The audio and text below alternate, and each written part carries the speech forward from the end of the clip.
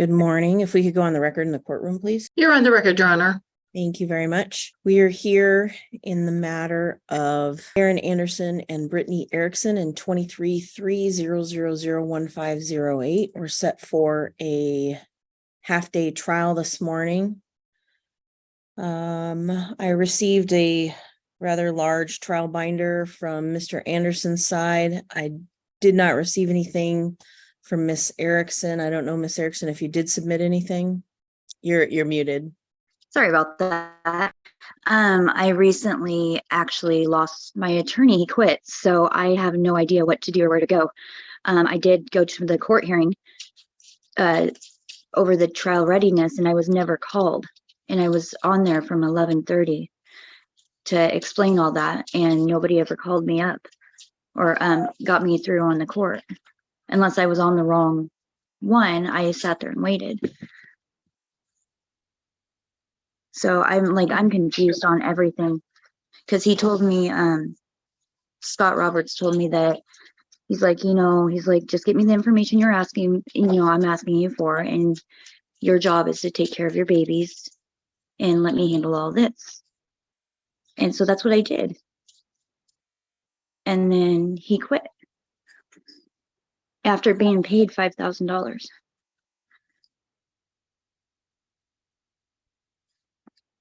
Hold on one second. It looks like the case was called for readiness on the 17th of October at 11:33 a.m.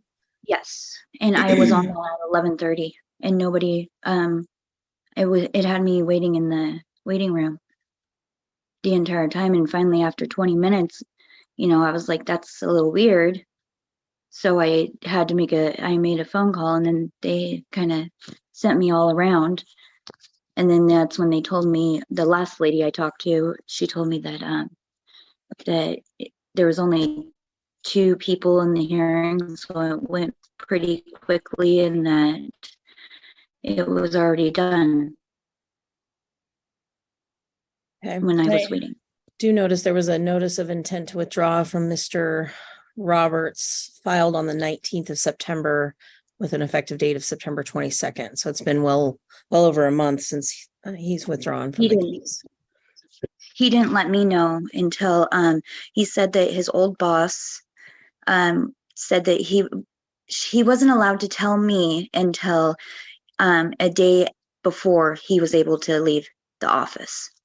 And he said that his boss at the time said that it was odd, because I was like, well, why couldn't you have told me? And he said that he couldn't, his boss said that he could not tell any of his clients that he was leaving until day of or day before, something like that. It indicates that he let you know on August 18th that he was going to be withdrawing the next month. No, he did not. It didn't. Well, okay, I'm not arguing with you, Miss Erickson. I'm telling you what information I have. He entered a declaration of service on you, as well as Miss Winkles and Miss Langford, that the 18th of August 2023 he notified you, Miss Winkles and Miss Langford, that he would be withdrawing on the 22nd of September. So that's the information that I have. And then his withdrawal was effective on that date. I can pull up the phone call because he called me on my phone. That's not going to help me in any way, but Miss Winkles? Well, yes, Your Honor. Miss Erickson's been in court on a number of cases. She knows how this process works. She's had counsel. He withdrew. We worked together before. I did not receive any call. But what I can show is a consistent pattern of pushing back and pushing this back further and further. This is the second time we've been set. I'd asked to go forward today. Miss Erickson's can't present any testimony today anyway, considering she never followed through on discovery. We went through 4 different motions to compel. At the last one, Judge Scudder said he was going to default her on the 31st. I still haven't received anything. So, she can be here. Her pleadings were stricken. That compel order has already been entered by this court. She was not allowed to present any new testimony on anything that she didn't give us in discovery. There's nothing. So I'm not sure what pushing this back would do any. Essentially, she had years and years to prepare at this point. So I would ask that we go forward. My client has waited long enough in the parentage action and in this action. It's just foot dragging, not received anything, not received collateralized reports, not received any evaluations, anything like that. I feel that today will be quick, but she's had the chance to respond. She could have even called my office anytime since readiness to now. She has not done so. I do see May 26, 2023, there was a second order compelling answers to petitioner's first set of interrogatories and requests for production. And it does indicate if there is nothing disclosed to, or if there was a failure to provide answers by May 23rd, 2023, and that was the date set by the first motion to compel. And so all the respondents' pleadings were stricken and no evidence can be provided, or excuse me, no evidence can be presented. So Ms. Erickson, this it appears to me that the writing's kind of been on the wall as far as that part of this goes for at least 5 months at this point, since no discovery was ever provided to Ms. Winkle's office.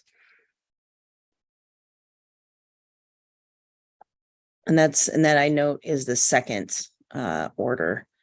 The first one was entered, looks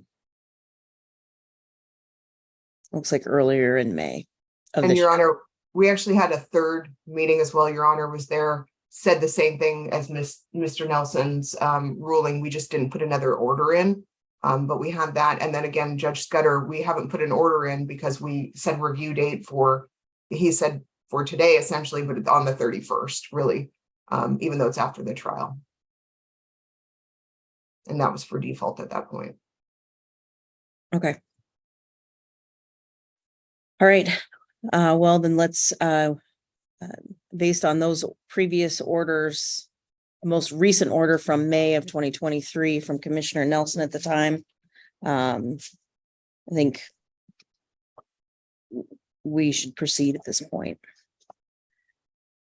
So I'm going to allow opening statements from either side, and then we'll start with Ms. Winkles in her presentation. So any opening comments? Yes, Your Honor. This is a case of Mr. Anderson, Ms. Erickson. They have a daughter born in 2019 that's 3 years old. My client did not know he had a daughter until recently. The moment he found out he had a daughter, he essentially attempted to do a parentage action. That dragged on and on, attempting to get the child in for genetic testing. A motion for contempt was put forward to the court. Ms. Erickson finally complied. The child was his. A little bit of background before that. From 2015 to 2018, the parties had a volatile relationship. Both of them were drug addicts. My client was a drug addict. Ms. Erickson was a drug addict. Methamphetamine and heroin were their drugs of choice. They were terrible together. They were toxic. They were mutually abusive. My client absolutely committed domestic violence. Ms. Erickson lost 2 children. At some point during this time, she lost her older child to, I believe, the paternal grandmother, I think that one was the baby's father. And then the next child she lost to the paternal grandmother. Ms. Erickson has been in and out of dependency. Ms. Erickson has been on the same trajectory since that time. There's allegations of mental health issues. There's allegations of drug abuse. Her own mother put a statement into the court in another case stating that she was an opiate addict. Ms. Erickson has been asked in no less than 3 different matters to get a mental health evaluation collateralized, to get a drug and alcohol evaluation collateralized. She has failed to do that until today. She still has failed to do that in this case, and that was ordered. What she ended up getting was right before time an uncollateralized SEDS evaluation, which isn't really worth the paper it's written on. Neither Vashti Langford nor my client got to put in any input whatsoever. She was ordered to go and have that changed. She never did. My client, on the other hand, this is one of those times where you have a life and death situation. You're afraid you're going to die and suddenly you change your life. My client went to the hospital and ended up having a growth on his heart. It caused him to completely change his life. He's probably one of 2 success stories I've had in my entire practice of people actually staying off drugs. He has been clean of any and all substances for almost 3 years now. This is a man who was an opiate addict and is not. This is a man who used meth on a daily basis and no longer does. He went from having no job and essentially being, in and out of jail to having his own place in Portland. He has had a job that he's kept for a really long time. He has done everything that you could imagine to stay off drugs. This is not someone that's just trying to tick boxes. This is somebody who's had a DV evaluation with collateral contact and treatment with Olivia Lovely. Those notes are excellent. He's doing well. He's been to rehab. He's been to relapse prevention. He's been to another relapse prevention. He has been to, he's had a thorough mental health evaluation. He's completed all his treatment programs. He's participated in relapse prevention. He's taken parenting classes. He's completed DV and anger management treatment. And he's done that twice, even though he was only ordered to ever do it once. He's consistently provided clean UAs and hair follicles. He's had steady employment, and he has great housing. He has been in reunification therapy with Charlotte Rosen and his daughter, and it's going amazingly well. The one issue is that the child knows 3 different daddies, and the guardian ad litem that will be shown in her testimony. If we look at these 2 people and what essentially the best interests of the child are to be with my client, and that's not to say Ms. Erickson can't be a great mother. It's to say that she has provided no proof that she is stable, that she is not on drugs, and that she's mentally healthy. In fact, it's been the opposite. She has provided absolutely nothing, and yet her participation in this case has been less than stellar. She has failed to give the guardian ad litem any information that the guardian ad litem needs. She has a live-in boyfriend. We know nothing about him. Has refused to give information about her address despite there being a protective order. Her answer to everything is that my client committed DV years ago, and he admits to that, and that's why he went to treatment. He has left her alone. He doesn't want anything to do with her. He wants to build that relationship with his daughter. At first, we were asking for a phased-in approach. We were asking for joint 50-50 custody, which is what Vashti Langford, her recommendations were as well. At this point, though, given that there's significant intransigence by Ms. Erickson, that we don't know if this child is safe, we don't know the mental health status of the mom.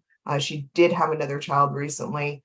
We know nothing about her drug use or anything of that nature. We would ask that there be a transition period to my client using grandmother. There will be testimony elicited today that Ms. Erickson uses grandmother and grandpa as essentially minor guardians without being minor guardians. And we'd ask that there be a slow phased-in approach over the course of the next 4 weeks so that my client has full custody. Ms. Erickson has supervised visitation 1st and 3rd and 5th weekends until she gets a collateralized SEDS evaluation and gets a collateralized mental health evaluation with a parental risk assessment.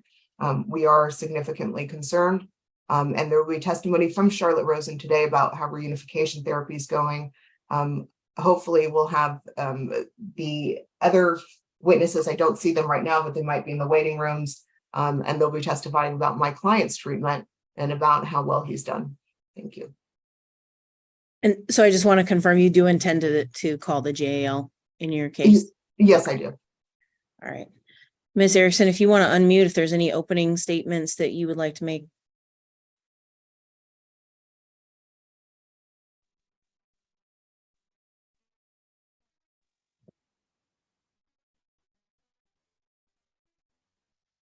Yeah, there's a lot to be said. I do have issues. You're muted again.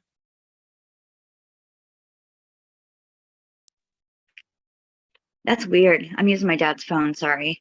I've been clean and sober for almost 6 years. It'll be 6 years in February.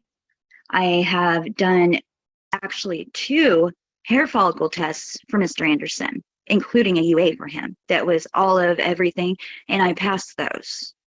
My attorney had everything, all the records and everything. I have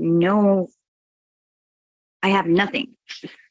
I have no access to it. Sorry, I have my dad here to help me talk. I can't, I have to ask that he not assist you in any way. He can be Okay. moral support, but he cannot tell you what to say, or that wouldn't be allowed in a courtroom. And this is mirroring a courtroom. Okay, no. Okay, but anyways, I did those, no problems, and I can do them again. I did my evaluations, and I had those also. I even had to, it was kind of it was, can't even think of the words, but no, when I got those fixed for the collateration or whatever it's called, for my mental health and everything, it took a little bit because I was talking to so many different people that it all got confused, but that's been done and over with. I honestly was confused. I confused myself. I don't know if it was because of me just having a baby, my hormones, I don't know, but I confused myself because when Vashti told me, because I asked her where I need to get those evaluations done when she came to do her interview thing with me, and I was like, well, Columbia Wellness, and I just thought that was just the only place that you would get them at the time, because I've thought a lot about that, because I'm like, well, because it would make no sense, like you said before, but for some reason, with her saying that, in my brain, I thought that they knew that was the only. I don't even know right now. I went through a little bit of postpartum after having the baby. That's why I've been all over the place through these court hearings and taking care of the baby on my own and my toddler. I have no live-in boyfriend. It's just me here with my children and my dog, who is not dead. And because that was mentioned that my dog died, and he's very much alive. And I really don't know what to say, because Scott, he was so helpful and he was able to speak better than I could. And that's why I reached out for an attorney. I have a hard time speaking. I have raised my child all by myself. Aaron has known about her since my pregnancy, and I put in proof of that, but they took all that out because of my emotional I just got emotionally upset and was all over the place during the court hearing. So I screwed myself, basically. But I provided evidence of him knowing about her and him going to jail. And I would reach out to him several times and nothing.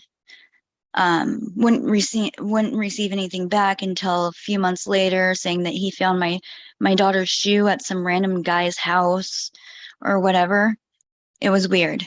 And I have all those text messages that I submitted, but somehow Mrs. Winkles was able to take all those out and make it look like I didn't submit anything. That's all I'm aware of, anyways, because I know I submitted them. I don't want to lose my baby. I've raised her. She, it would be detrimental for her to be taken out of my care. I've raised her. Mr. Anderson actually just tried to hit me with child support when he has even helped not even a dime with mine. And I'm really confused about that, on how he could do that. Child support sent me a letter. And I have not gone after him because of the domestic violence situation and fear of him. I didn't want any kind of lash or anything like that. So they had me on a special spot where they didn't go after him, even though I was getting help through the state around the time when she was born. And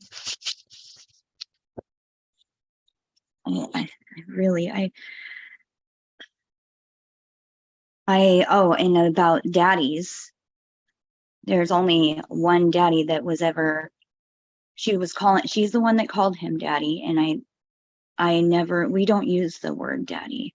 Like, I call my dad daddy. So she started calling my dad daddy. So I had to start calling my dad Papa, because she was getting confused over that ever since she could talk.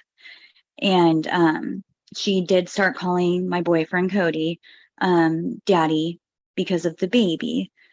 And it was all on her own. And I never even pushed that or anything like that, because we don't use that word at all. I don't know where the third one's coming from. I don't know if that's meaning for my father. But yeah, I don't know.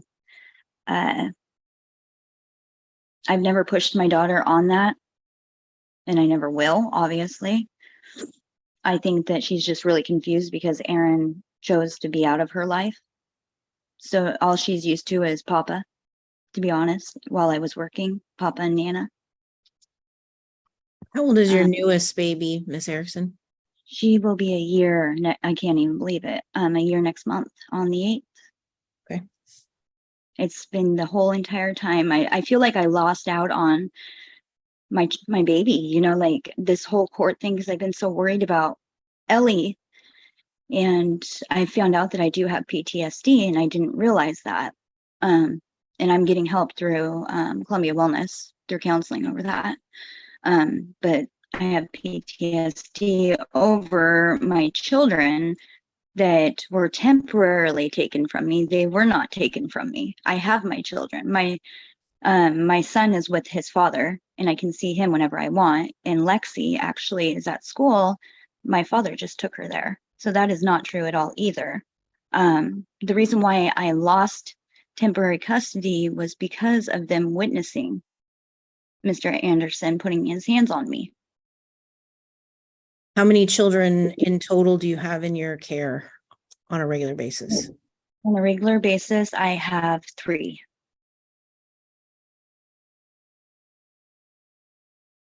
Plus my fur baby. I always consider Harley as my fur baby. All right.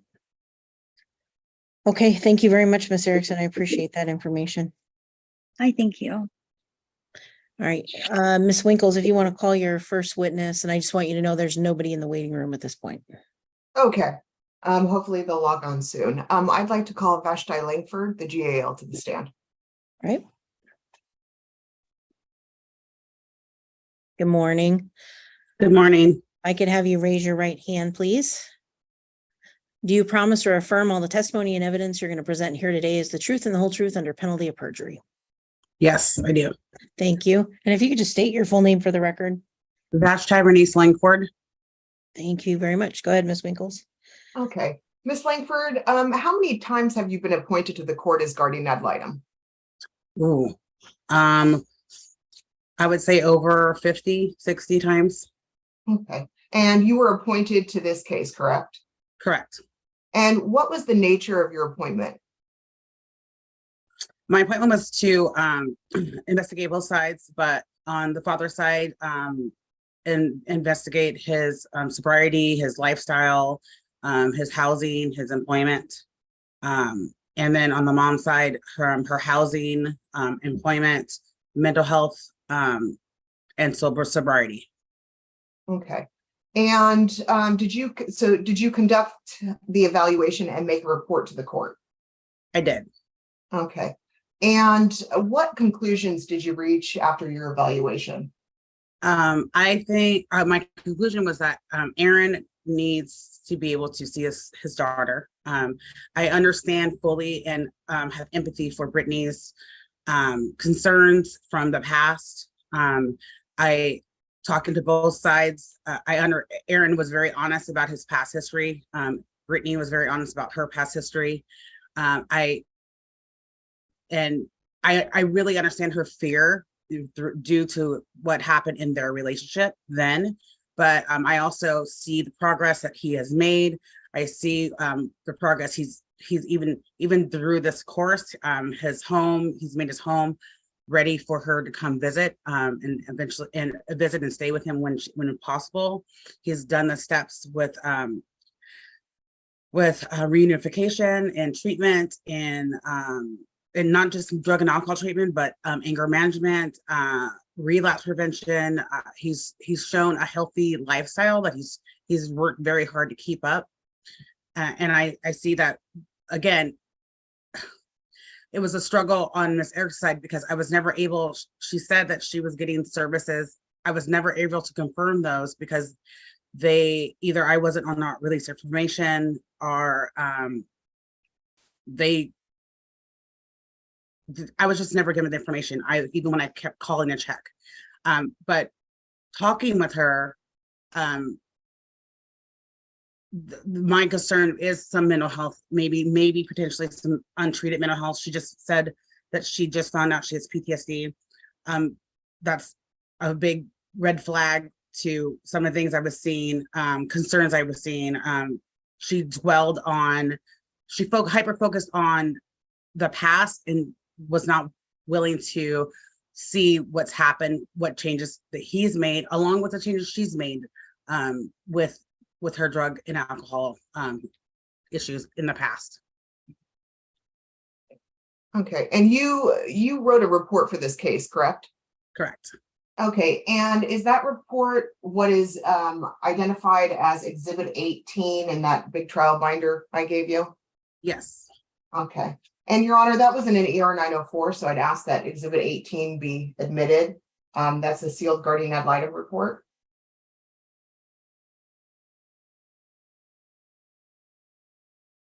Oh, you're muted. I'll admit exhibit number 18. Okay. In that report, did you suggest that after reunification therapy that the parties move to a 50-50 schedule? Yes. Okay. And is it still your belief that the parties should have something akin to a 50-50 schedule? My concerns now, simply because she stated that she's had an evaluation for mental health and drug and alcohol. I still never received that. Her attorney actually reached out to me asking for anything that I had from her because he did not have anything. The things I've gotten from her are screenshots and pictures of things, and they're cropped, so I can't really tell what they are. They're not actual documents from the agencies that I'm needing the information from. And every time I keep asking, they need to send it to me directly. I've resent my email. I've reached out to them, and I've gotten back just a phone call saying we don't have ROI to release anything to you, or I don't get back anything. My concern is that I don't have the right information to say she should have full custody of her child right now. It's very sporadic. I know that you've had a hard time serving her, the communications. I mean, I've been to these hearings and we just are not getting what we need. So honestly, I can't say it should be 50-50. I'm not sure without the right information. I can't say that now. When my report went in, I was feeling more confident. She was getting things done. We had the hearing. She was going to get an evaluation. She's going to do this. But since the hearing, that's none of those things, at least I have evidence of, has happened. Okay. And about how many times did you speak to mom?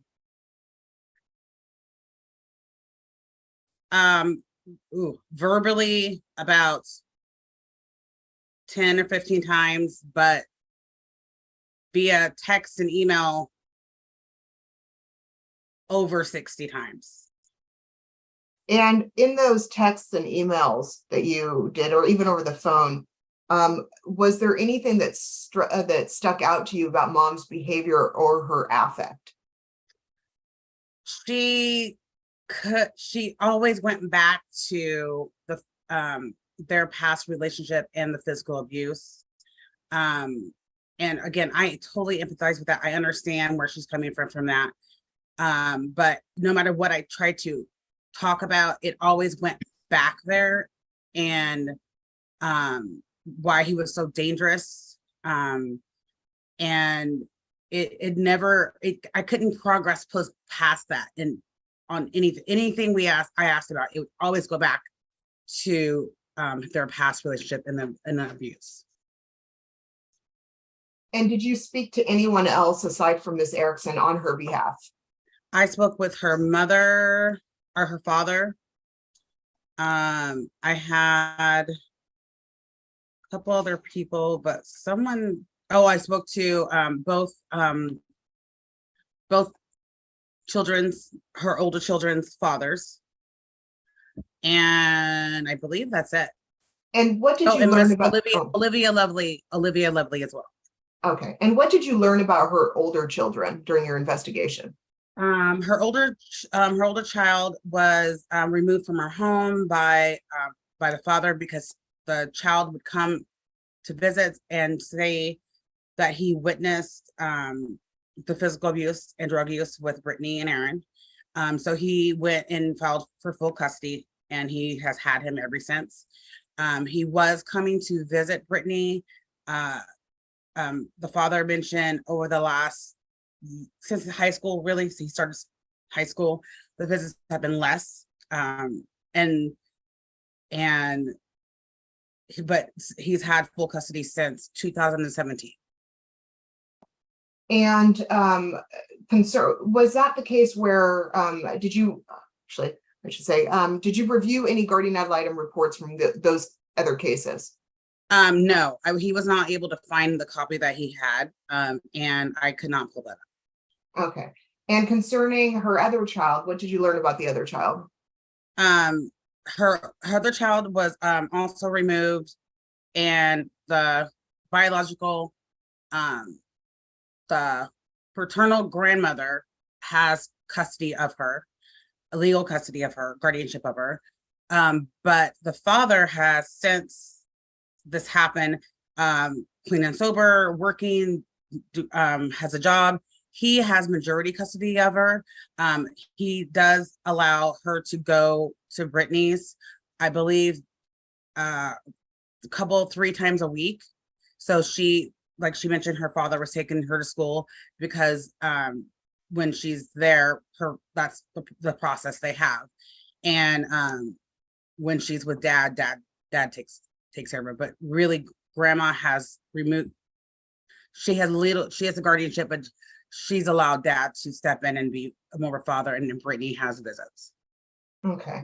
And in those cases, was Miss Erickson asked to do drug and alcohol evaluations and mental health evaluations? I believe so, yes. Okay. And to the best of your knowledge, did she ever get any of those evaluations? Not of my knowledge. Okay. And Miss Erickson, she told you that she was in treatment for mental health. Is that right? Is that what you testified earlier? She said that she was getting counseling with emergency support shelter. I could not confirm that. They only just said that they were providing services. I tried to get additional information, and I was not approved for that because she would not. That was all I was allowed to know from them. She said that she was getting ideal options for treatment and never received anything on that.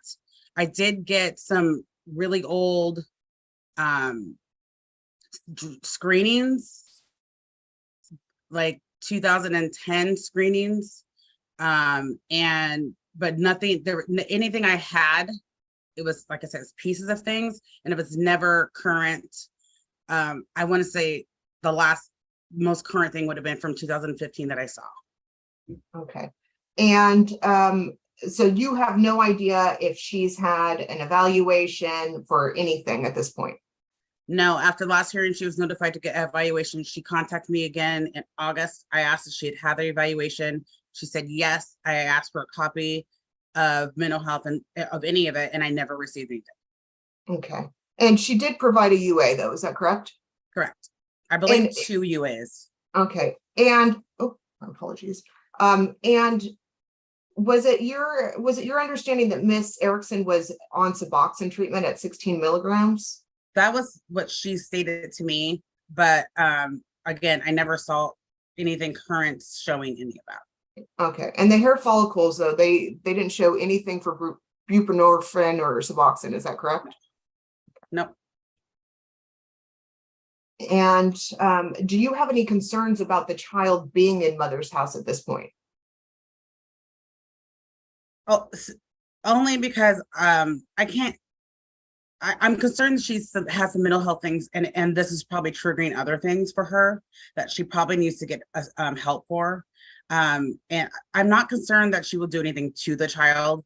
I know that she's a lot of support with her mom and her dad. I know that she is living in her home, and when I went and visited, you could very clearly see it was clean. I mean, it was lived in, but it wasn't dirty. You know, her kids had a space, she had a space.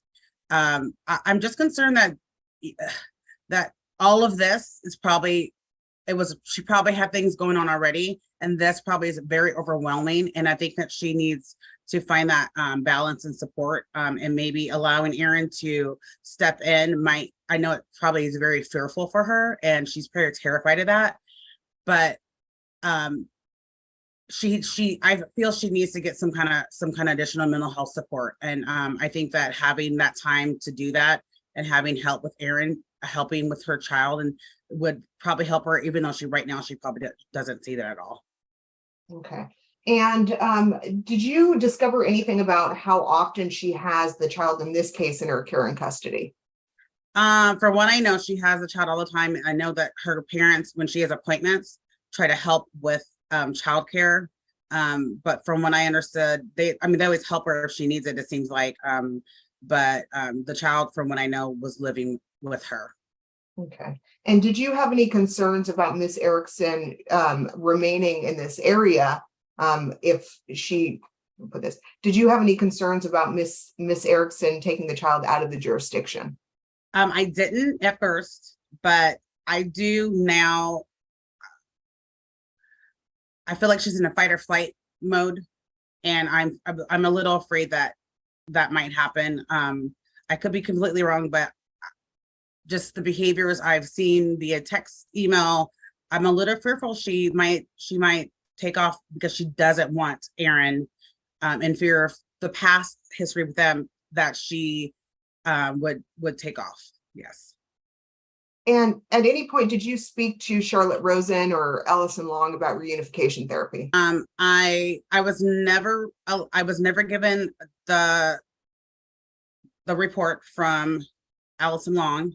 I spoke to Olivia Lovely. I've not spoke to Charlotte. Okay. And do you, I guess I should say, was Miss Erickson, given the court order? Yeah. Wait, I just thought about Allison Long. The only conversation with Allison Long that I was given was that mother had refused to provide documentation or release information for me to get me, and I believe your party as well, to get any information. And that was pretty much it. Okay, so she refused to give information out to you or to me. Yeah. And okay. And Miss Long was the initial reunification counselor, correct? Correct. And then that never happened, and then it became Charlotte Rosen, correct? I didn't know that until just recently. So okay. I was not given any information. And while you were in the case, was Miss Erickson compliant with the court orders, and did she help to facilitate the bond between father and child? No. Okay, tell me what facts led you to believe that she wasn't facilitating that? I wasn't getting information that information from her. Yes, I got, and it was pretty much the same information about the abuse and drug use and her fear of the situation. But I never got any evaluation. I never got, I got a couple UAs and hair follicle. I never got any documentation from actual agencies that she said she was working with to support her mental health. I never got, I know that you never got your any information that you needed for her. She stated it was because of the address, but he already had it, which you would have, I know that we all would have taken it out. That wasn't a concern, at least from us. It was just argumentative versus just here, let's provide this information so we can work on this together. And I'm not really sure why. Besides, she keeps saying that she's afraid of him, but the information needed is trying to help guide this relationship better in the court for her child. And I'm not sure if she really understood that, if that's the issues she had blocked in the past, just blocks anything that we are trying to do. That's all she wants to revert to when you try to bring up anything. And did you also spoke to dad in this case, correct? Yes. And about how many times did you speak to dad? Verbally about 2 or 3, and via email, text about 20. Okay. And what did you what stuck out at you about dad? That one, he was 100% honest about his past, but he showed progress even before this case. He was showing progress at improving himself. I met with people that people he had me in contact. They were the same. They talk about what his past was, which was not a very good past, and they've witnessed him progress and become a better human. They would say, then I wouldn't be here telling you anything about him in a positive way. And they said they've watched him completely turn around his life, get his life together.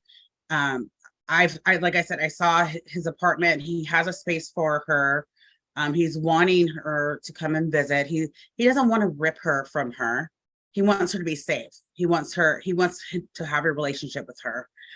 He doesn't want to take her away from him. In fact, that's not what his end goal is with this. He wants his child. He now knows he has a child. He wants to be in the child's life. He wants to help support her in any way that he can. I understand. He understands the fear that she has, and he's doing the reunification. He's willing to, if she doesn't want to have contact with him in exchanges, he's willing to make that compromise. It's not about either one of them. It's about him building a relationship with his child.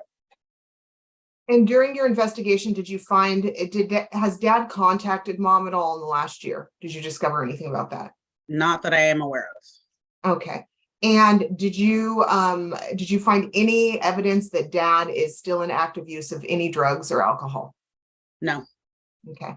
And dad has gone through anger management and domestic violence treatment. Is that correct? Correct. And you said you also spoke to Olivia Lovely? Yes, I did. Did she have anything to say about dad? Yes, she said that he was working.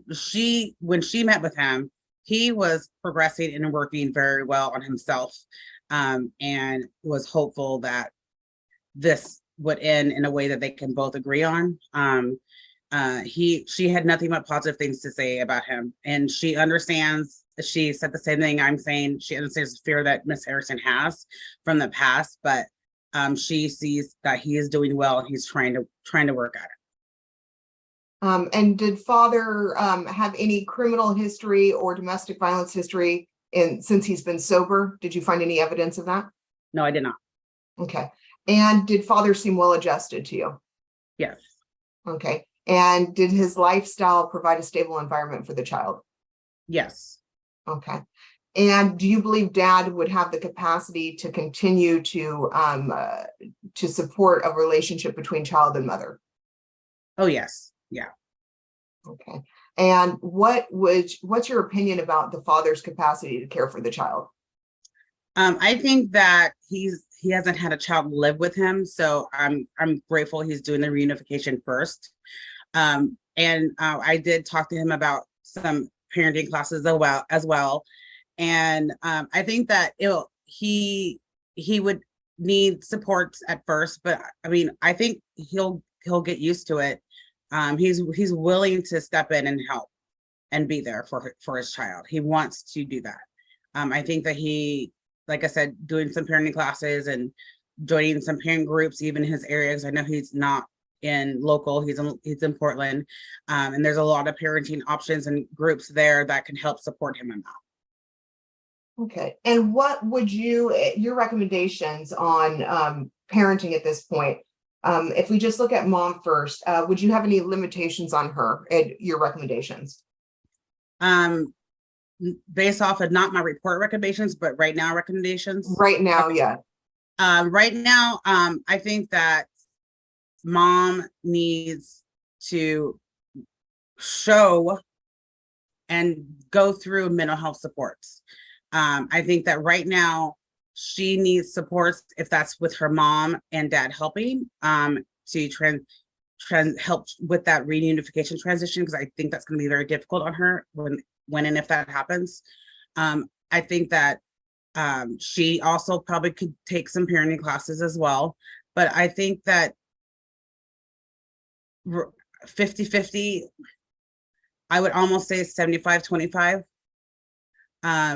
and 75 being dad, but that's not immediate. That's not immediate at all. But what would you said it's not immediate. How would you see that going? I would see grandma and grandpa helping that transition with dad. And if that's being where she is with them for the other 25% of that 50, to help with that transition, that could be, if that's them doing the going to the reunifications with the child instead of Brittany, because I know that's really hard on her as well. I think that I think that maybe her responses to the situation is probably also not helping with any of the reunification process. And how many weeks longer? So they've been in reunification for about a month now. And I believe they were going to start moving to overnights. How many, what length of reunification before this transition period would you recommend? They've been going for a month and a half. Did you just say? I believe it's about a month and a half. Okay. Yeah. I think that, I don't even want to recommend. I think that's more of a Charlotte question. But I think that the whole transition, though, I mean, it's 6 months. It's a process. And I think that if mom in that 6 months, moms can show she's in mental health, she's taking care of herself, she's showing, like, I have no documents. She keeps saying she's had evaluations. I have nothing to prove that, and no agencies have provided me with that. If she can do these things within that 6 month phase, maybe coming back in and looking back at a 50-50. So, but it's a process. I don't see overnight stays in a week. I see maybe going to a park visit within a couple of weeks. I mean, month and a half, that's a long time. And I know it's probably not an easy process for mom and daughter when they are doing that. So maybe having mom not be a part of that process and maybe grandparents step it in might help a little bit. And do you have any current fears of the child's health, safety, or welfare in the custody of mom after this hearing? No, I don't think she's going to do anything to harm her child. No. I think that my concern is her mental health, and I know that her parents are probably there to help her and support her. I just, the only fear I have is that she doesn't take that help because she doesn't trust anyone right now. And then my concerns would be for the well-being of the child and her safety. Okay. I have no further questions, Your Honor. Thank you. Ms. Harrison, do you have any questions that you would like to ask Ms. Langford? I don't really, not questions. I do have copies because my attorney, well, he was my attorney. He had me go to Columbia Wellness, and I have those copies of the evaluations. He was the one that was supposed to. Your Honor, I'm going to object. The discovery would have been the perfect setting to deliver those. Anything that she's not allowed to present evidence that wasn't given in discovery, never received those. So I'm going to just ask again if there's any questions that you have of Miss Langford, this would be an opportunity to ask those. I can't think right now. I don't think so. Thank you for your work. That's it. All right. Thank you. Thank you, Miss Langford. And I'm assuming, Miss Winkles, we can excuse Miss Langford at this time. We can, Your Honor. All right. Thank you. Thank You you, are Your free to Honor. log out if you'd like. Thank you. Still no one in the waiting room, Miss Winkles. Yeah, there should be 5 people there and nobody's there. I'm wondering if nobody thought it was going to go forward today. I'm having my staff call, so I will go ahead and call Mr. Anderson to Right. the stand. Mr. Anderson, good morning. If I could have you raise your right hand. Do you promise to affirm all the testimony or evidence you're going to present here today is the truth and the whole truth and under penalty of perjury? I do. Thank you. And if you could just state your full name for the record. Aaron Bryant Anderson. Thank you very much. Go ahead, Miss Winkles. Yes, Mr. Anderson, how old are you today? 38. Okay. And you were in a relationship with Miss Erickson at some point in the past, is that correct? Yes. Can you tell us about that relationship, time period, what it was like, anything to let the court know, kind of the background? Off and on between 2015 and 2018. Very toxic. Both very active in drug use, very manipulative and emotionally manipulative, abusive on both ends, volatile on both sides, both verbally, emotionally, to an aspect of physical on my side. I do believe a lot of that was with mental instability and drug use, just very toxic and not good all around. It destroyed both our lives in many aspects. So. And what drugs were you both using at the time? Meth and heroin was the Okay. main. And you said there was domestic violence on your side, is that correct? Yes. Okay. And you admit to the past, to what's happened in the past? Yes. Okay. And tell me, when is the last time you had any contact, either indirectly or directly? By indirectly, I mean text messages or anything like that. When's the last time you had contact with Miss Erickson? August of 2021, after serving or self-serving court for the paternity test. Okay. So kind of going back in time, when did you find out that the child might have been yours? There was always an idea of it since 2019, or even before 2019, but there had been so many different times where she was pregnant and not pregnant and used that as a manipulation tactic that I didn't believe it until the child was actually born. And that's when I tried to follow through with finding a paternity test. Okay. And when you filed for paternity, how long from when you got the order for the genetic testing to when you actually discovered the child was yours? How long was that period? I got her into court finally August of 2021. It took me about 9 months to finally serve her by myself, and then I had to save enough to file or to hire counsel before I could actually get her into court to file for contempt, because I wasn't sure of the process to get her into court to force her to do it. And so it was quite a long time before you actually discovered the child was yours, correct? Yeah, I believe it was February of 2022 when I finally got her. And so that's now taken care of. So tell me about what you've done. So I guess let me go back in time. So you were in active drug use, you had some criminal charges, and what changed? Knowing that I had a child, I needed to actually be somebody responsible and be able to provide not only for her, but have a healthy lifestyle for myself. Because if I can't take care of myself, I can't take care of her. So tell me some of the steps you've done to change your life. Not only did I get my medical situation taken care of by the 2 months in the hospital, but I have found gainful employment. I have taken the evaluations that were recommended and followed all treatment programs, even continued to take UAs past completing the treatment programs, volunteered for extra treatment programs, took extra parenting classes through the same treatment place, just to, get extra skills and MRT classes. I've gotten a house. Sorry. Let's go through some of these documents then real quick. We have as Exhibit 1 petitioner's wage stubs. Are you still working at the Overhead Door Corporation? Yes, it's Wayne Dalton Garage Door Manufacturing, a subsidiary of Overhead Door Corporation. Okay, and how many hours a week do you work? I do my best to maintain the 55, but guaranteed 40 a week.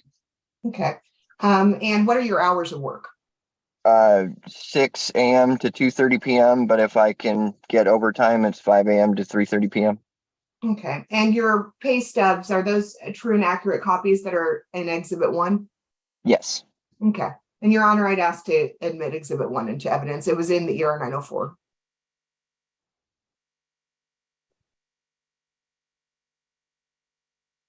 All right, I'll admit Exhibit 1. Okay. And now your work hours, obviously that would be during the morning period. Have you set up any care or support for the child between the hours of when you're gone at work? So it was like 5:30 in the morning to 2:30 in the afternoon. What have you done to set up some sort of support for the child? I have found several daycares. There's actually one that's not even a block away from my place of employment. But to have her completely enrolled, I have to have a copy of her immunization records. And unfortunately, with no communication between me and Miss Erickson or any of those documents, I haven't been able to guaranteed enroll her. But there are several daycare facilities around here that are able to maintain. I also do have support from my parents that would be able to help. I also have a coworker that has a child that is in childcare that would be able to help me with that. Okay. And you live currently at 3919 Cesar Chavez, is that correct? Yes, Southeast Cesar Chavez. Okay. And as Exhibit 2, is that a copy of your lease agreement between you and the owner of that residence? Yes, American Property Management. Okay, and Your Honor, I'd ask to admit Exhibit 2 into evidence. All right, 2 will be admitted. And how long have you lived there? Since January 3rd of 2023. Okay, and do you have a room for the child ready there? Yes. Okay. And your closest support, such as your mom or someone like that help you with the child, how far away do they live? Parents are in Vader, Washington, but I do have one of the people that was one of my I'm not sure of the term, but people that talk to Vashta Langford lives here off of 82nd, just 30 blocks away from me here in Portland. Lisa Dale. She is a very close friend I've had since high school. So. Okay. And are you currently in a relationship? No, I plan on staying single and only focusing on making sure my daughter knows that she's the most important person in my life right now. I didn't want her confused or thinking someone else was more important. Okay. And if we turn to Exhibit 3, it's the LabCorp. It looks like the genetic testing. Is that a true and accurate copy of the genetic results showing that you're the father of the child? Yes. Okay. And Your Honor, I'd ask to admit Exhibit 3 into evidence. It was also part of the ER 904. 3 will be admitted. Okay. And so we'll go and talk about some of the evaluations you've done, but let's talk about some parenting classes. Tell me about the parenting classes you've taken. Parenting and family values. It's not only about skills, but it was also included an MRT. I'm not sure what the abbreviation is, but it focused on faults that might have been caused due to drug addiction or mental health issues, and how to overcome them, and how to gain coping skills with stresses and anxieties, and how to work through them instead of falling into bad habits of relapse and old habits of drug use and self medicating situations. And how long have you been free of drugs and alcohol? Almost 3 years now, since I want to say the 2019. I don't have the exact date in my head. Okay. And you had a hospital stay at some point, correct? Where you had a growth on your heart? Yeah, it was a bacterial vegetation inside 3 of the ventricles of my heart. It was greatly affecting not only my physical health, but mental capacity for emotional regulation. It took me 2 months, a little over 63 days of IV antibiotics 3 times a day to get rid of it. And that was due to my IV drug use. Okay. And is that the last time you used drugs? It was before the hospitalization was the last time I used drugs. Okay. So it was before. So if we turn to Exhibit 8, I have your H&P from your admission on November 16th, 2021. Are those true and accurate copies of your medical records from that time? Yes. Okay, so you had already stopped using drugs prior to November of 2021, correct? Yes. Okay, and it shows that you had MRSA and due to endocarditis, and that you also talk about your previous drug use. Is that correct? Yes. Okay, and Your Honor, I'd ask to admit Exhibit 8 into evidence. It was also part of the ER 904. Right, 8 will be admitted. Okay.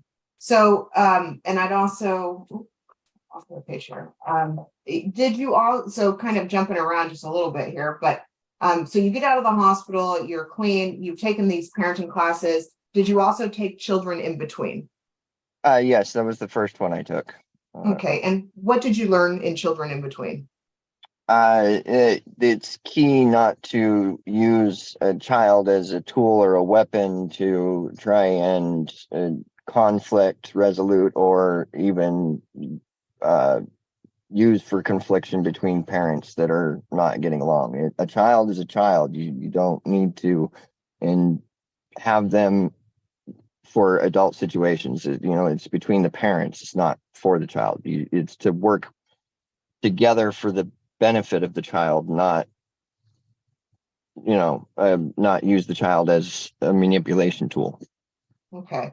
And is this at Exhibit 4, that children in between, is that your certificate of completion of children in between? Yes. Okay. And Your Honor, again, I'd ask to admit Exhibit 4 into evidence. It was part of the ER 904. Or will be admitted. Okay. So you also, you've learned children in between in these other classes. After 22, so you said you had no contact with Miss Erickson since 2021, correct? Yes. And Except for legal counsel. Okay. Sorry. And have you known where she lived, or prior to the domestic violence restraining order being re-upped, did you know where she lived? I knew of the area because I was trying to serve her personally. And I never had actually seen her in her house, or I tried to have other people serve her there, but I had never actually physically stopped at her house, but I knew of the address through social media. So even though you knew of the address, and at some point there was no protection order in place, correct? Yes. Okay. And during the time when there was no protection order in place and when you knew of the address, did you ever go over to that house? No. Did you ever do anything to contact her in any way? No. Knowing the toxic nature between us and fear of my own freedom and what would inspire if there was face-to-face contact without some sort of mediator there, no, I had no contact with her. Okay. Do you have any desire to have any sort of contact in the future with Miss Erickson outside of our family wizard or something like that with the child? No, not unless it is absolutely necessary to deal with something that's going on with our daughter. There's no need for it. We obviously are way too toxic and volatile with each other when we interact. Okay. And speaking of kind of that volatility, have you had any domestic violence evaluations or treatment? Yes, I have had the evaluation and I have completed domestic violence, interpersonal recovery, and anger management treatment courses. Okay. And Exhibit 10, it looks like it's a domestic violence behavioral evaluation with Olivia Lovely. Is that a true and accurate copy of Exhibit 10 of that evaluation? Yes. Okay. Your Honor, I'd ask to admit Exhibit 10 into evidence. It'll be admitted. Okay. And were you given treatment as part of that evaluation? I followed the recommendation of getting treatment for it. Yes. Okay. And what did you learn during that treatment? That I had a lot more of a self-blaming issue that would build up and turn into lash outs of volatility, and that would turn into domestic violence situations, trying to please other people to the point where I would self-loathe and then turn around and lash out and blame other people for my own sadness because I was trying so hard to please them that I couldn't please anybody, let alone please myself. And it was just a downward shame spiral that would constantly lead to the same habit over and over again, turning into self-medicating with drugs and alcohol, which would just repeat the cycle. Okay. And Miss Lovely, during that that evaluation, she recommended you do the treatment, which you've done, correct? Yes. And she recommended a mental health evaluation. Did you do that? I have done 3 of them so far. Okay. And she recommended you continue with SUDS treatment. Did you do that? Yes, I did drug treatment and relapse prevention treatment. Okay. And she also recommended children in between, which you also did, correct? Yes. So is it true, as a pretty true assessment, that anything Olivia Lovely told you to do, you did? Yes. Okay. And I can't remember, I believe I asked for Exhibit 10 to be admitted. I didn't write it down though. If I haven't, Your Honor, I'd ask for Exhibit 10 to be admitted. It was already admitted. Okay, thank you. I'm forgetting already. And then you also went to substance use treatment with Volunteers of America. Is that correct? That is where I completed all my treatment programs. It's here in Portland, Oregon. Okay, and tell me about those treatment programs. How long were they? What were they? They were the drug treatment for my substance abuse. It was the domestic violence and anger management, interpersonal recovery. It was also relapse prevention and the family values and parenting classes. The domestic violence and anger management course was 9 months. The drug treatment was 9 months. The relapse prevention was 6 months. And the parenting and family values was 12 weeks. Okay. And what was the name of your SUDS treatment administrator? Dietrich McDaniel. Okay. And Exhibit 11, is that a true and accurate copy of your enrollment verification in SUDS as of October 13th, 2022? That is a verification that I was enrolled. I was actually enrolled June 5th of 2022. So I might not have gotten that properly into you. Okay. And so, Your Honor, I'd ask to admit Exhibit 11 into evidence. 11 will be admitted. And Exhibit 12, is that a full and accurate copy of your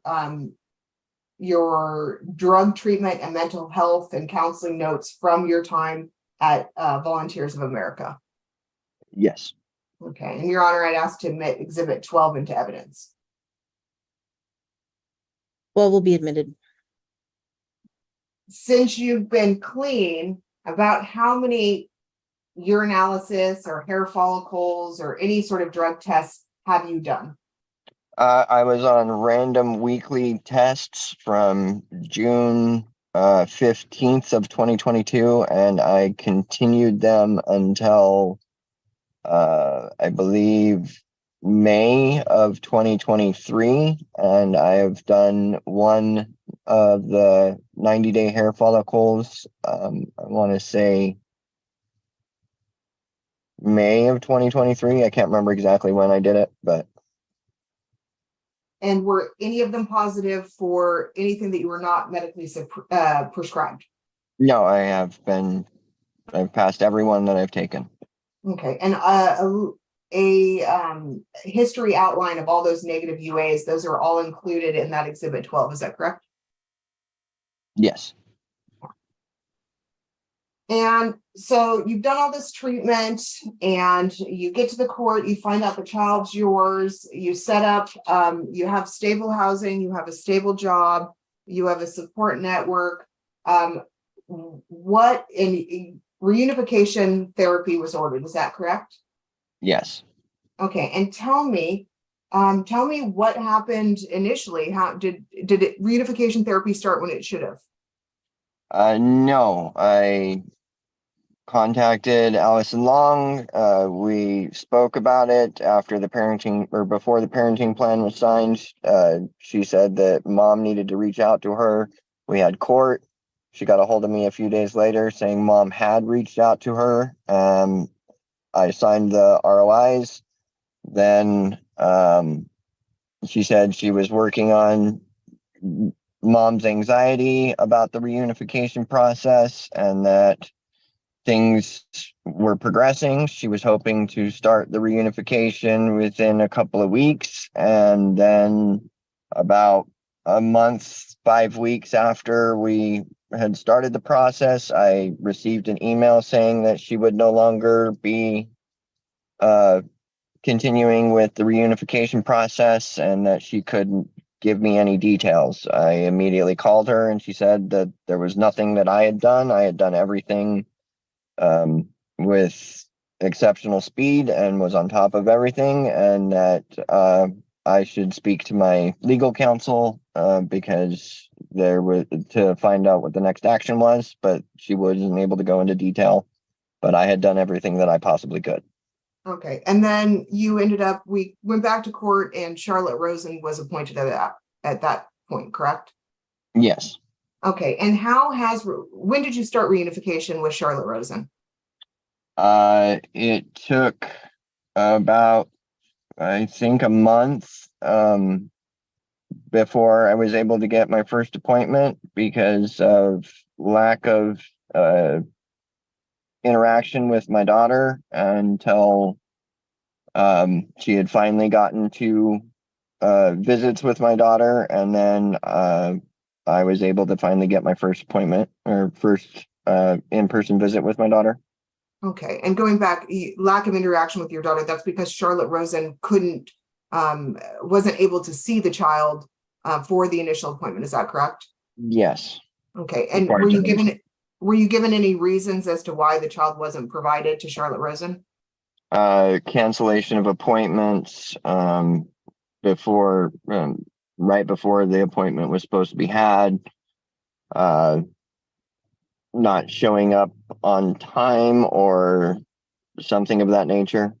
Okay, and when was the first time you had in-person contact with your child? I believe it was September 16th. Oh, I forgot the calendar. I have every day written out with notes. How many visits with your daughter have you had now in person? I've had 4 1-hour visits and 1 3-hour visit. Okay, and how are those going? They are going great. She is so sweet and kind. She is happy. We get lots of interaction time. The very first one, she was a little bit nervous at first, but she warmed up and she co-op played. She included me and likes to take turns. She's such a sweetheart.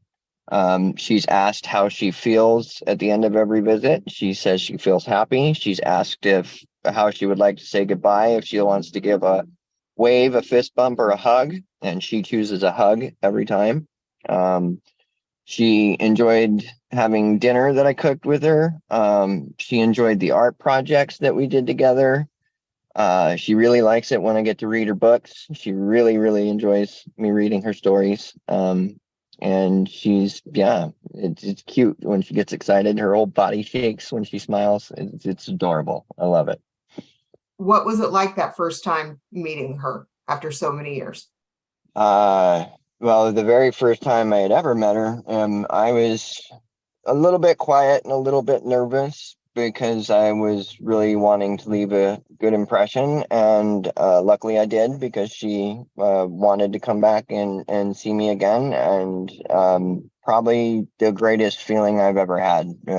Better than, excuse the language, or better than any drug rush I've ever had. Like, it was the best thing that's ever happened to me. I can't be like, yes, it was great. It was beautiful.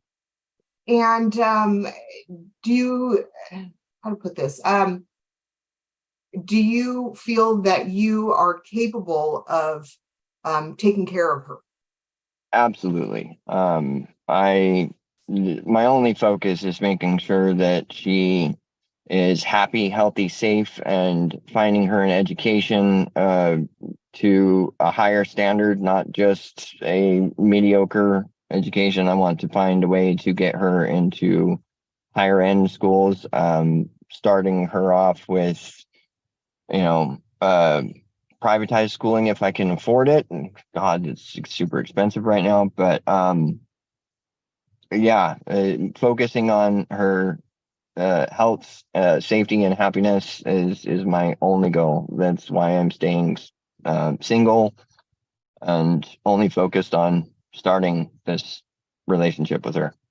Okay. And Exhibit 24 is the Parenting and Family Values class certification that you took. Is that correct? Yes. Okay. And Exhibit 25 is the relapse prevention certification that you took. Is that correct? Yes. And Exhibit 26 is the interpersonal recovery cognitive skills group that you took, correct? Yes, that is 3 classes rolled into one. That's the anger management, domestic violence, and drug treatment. So. Okay. And Your Honor, I'd ask to admit Exhibits 24 through 26 into evidence. 24, 25, 26 will be admitted. Okay. And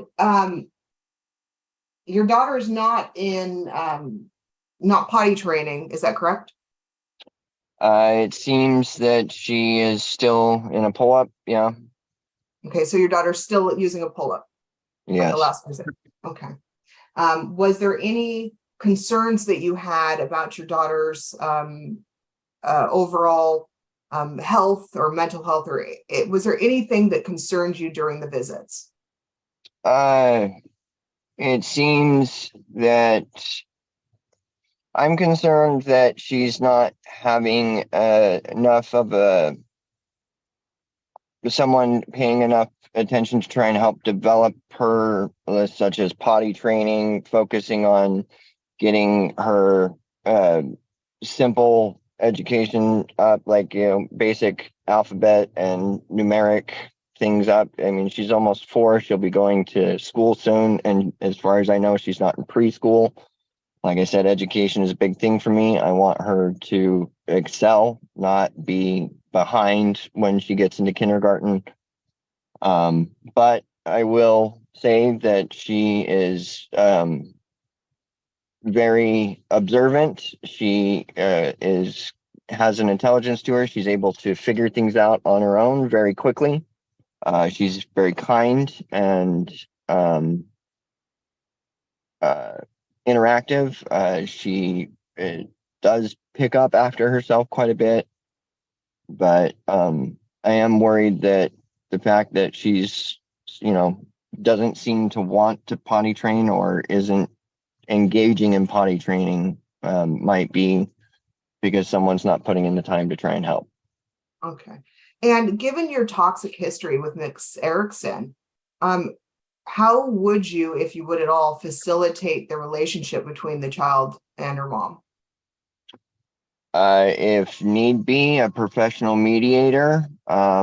It seems that her father is willing to interact and show and be willing to interact with me. He's the one that set up the video visits. How are those visits going? We were doing the video visits until in-person visits were happening. Video visits were good. She would talk with me. She would interact with me. She was very confused on why she was doing it because we hadn't met yet, but she would at least tell me about her toys. She would tell me about the show that she liked. And the paternal, or the mother's father, he was the one that facilitated those, correct? Yes. And do you have any concerns about the child being in Miss Erickson's care? I'm afraid that, as I said, maybe not enough energy is being put in to Ellie's development. I'm also afraid that as soon as the courts aren't directly involved, that there will be pullback where I won't be allowed to see her, and I will have to bring her back to court. I'm also afraid that there's going to be some sort of negative talk about me and the situation. I'm also afraid that she's not trying to help develop the relationship between me and our daughter. And would you facilitate, if custody were to be suddenly reversed to you, would you ensure that the child and her mother still had a relationship? And if so, how would you do that? Absolutely. The last thing that needs to happen is for her to lose her mother. The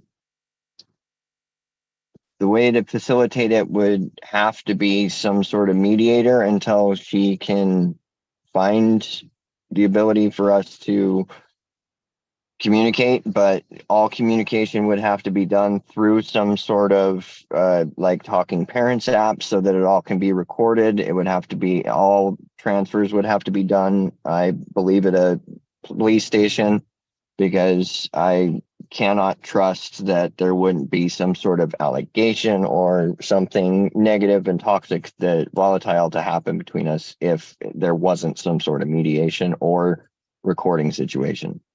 Okay. But, and at this current time right now, what are you looking for in terms of the parenting plan? I'm not exactly sure how to answer that. I would prefer to have, I don't want to say I want to take custody, but I do believe that would be best at this point in time until her mother is able to stabilize and actually start cooperating with the situation. And then after the mother stabilizes and gets, I'll get there in a second. After the mother stabilizes, would you be interested in more of a 50-50 plan, or what was your end goal once mother stabilized? If she can cooperate, yes, I would like to have at least a 70-25, but it would be amazing to be able to work where we can actually work together for the benefit of the child. But I just don't see that happening with the way that she has fought this tooth and nail, tried to find every way that she can to prevent me from ever even having a relationship with her. I don't see her being able to work with me in any way. So you've had to take her to court on several contempt actions, is that correct? Yes, the only way she's willing to do what she's court ordered to do is when she's facing negative consequences for not doing it. Okay, and just to kind of get some of the exhibits out of the way, Exhibit 15 is the May 15th, 2023 hair follicle. Is that a true and accurate copy of that negative test? Yes. Okay, Your Honor, I'd ask to admit Exhibit 15 into evidence. 15 will be admitted. And let's see, the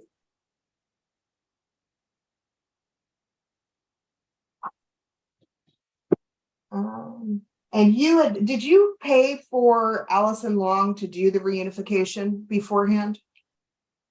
I had paid her to process paperwork, and I had her ready to take the retainer, or the retainer is what it's called.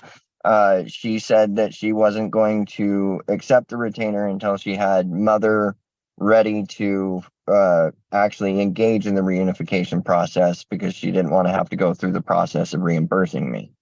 So Okay. And then it didn't happen. And she sent you an email at Exhibit 19. Is that a true and accurate copy of that email? yes. And Your Honor, I'd ask to admit, not for the truth of the matter asserted, but just to show that he did contact Allison Long at Exhibit 19. All right, 19 will be admitted. And then obviously we have the contempt hearing. Exhibit 23 is just an order to show cause for the contempt hearing. Do you remember the outcome of that contempt hearing? Yes, she was found in contempt due to the fact that she was not engaging in the reunification process, and she was dragging her feet toward it improperly. She was told to start video visits that day because there was she needed to engage in letting me start a relationship with my daughter, and that's normally not the process. And did she do so? Yes, I did actually get my first video visit that day. Okay. I have no further questions, Your Honor. Ms. Erickson, do you have any questions you would like to ask Mr. Anderson? Well, with all that, it's just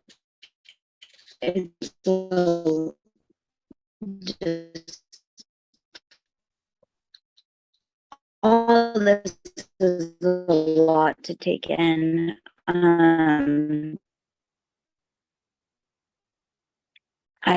Sorry, the baby's starting to cry. It scared me a little bit. I don't know if I have anything to ask or anything.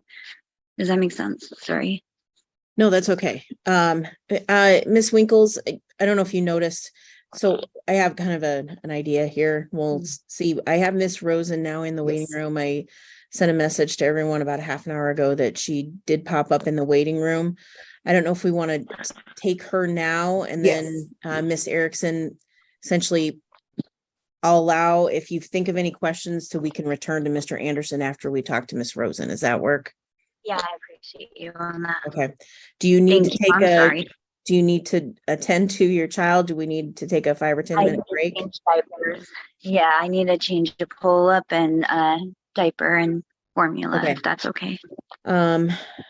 We're a little bit of a crunch for time, but I understand the importance of that. So I'll keep the Zoom up and running. We can go off the record, and let's have everyone be back at 10:40, which is 11 minutes from now. And Miss Rosen's only available until 11, but I will only ask her about 10 minutes worth of questions. Okay, I'm going to admit her right now and just let her know that we're taking a break. But Miss Erickson, go ahead and attend to your stuff. The Zoom will just stay up and running here. Thank you. All right, I'm going to mute myself, and Miss Winkles, if you just want to let her know what's going on here. Okay. Miss Rosen, are you there? Oh, connecting. It doesn't appear audio is connected. Oh, there we are.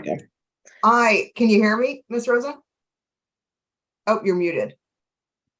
Okay. We're going to take a 10-minute break, and we're going to call you at 10:40. I know you have to go at 11. We'll be done. I'll ask you 10 minutes worth of questions. But then the court, then Miss Erickson can ask you a couple questions, but I promise you'll be out of here before 11. Does that work for you? Thank you very much. Okay, it'll just be about a 10-minute wait. Miss Erickson had some Yeah, child issues. It's very hard for me to hear you, but I think I understand that I'm on in about 10 minutes.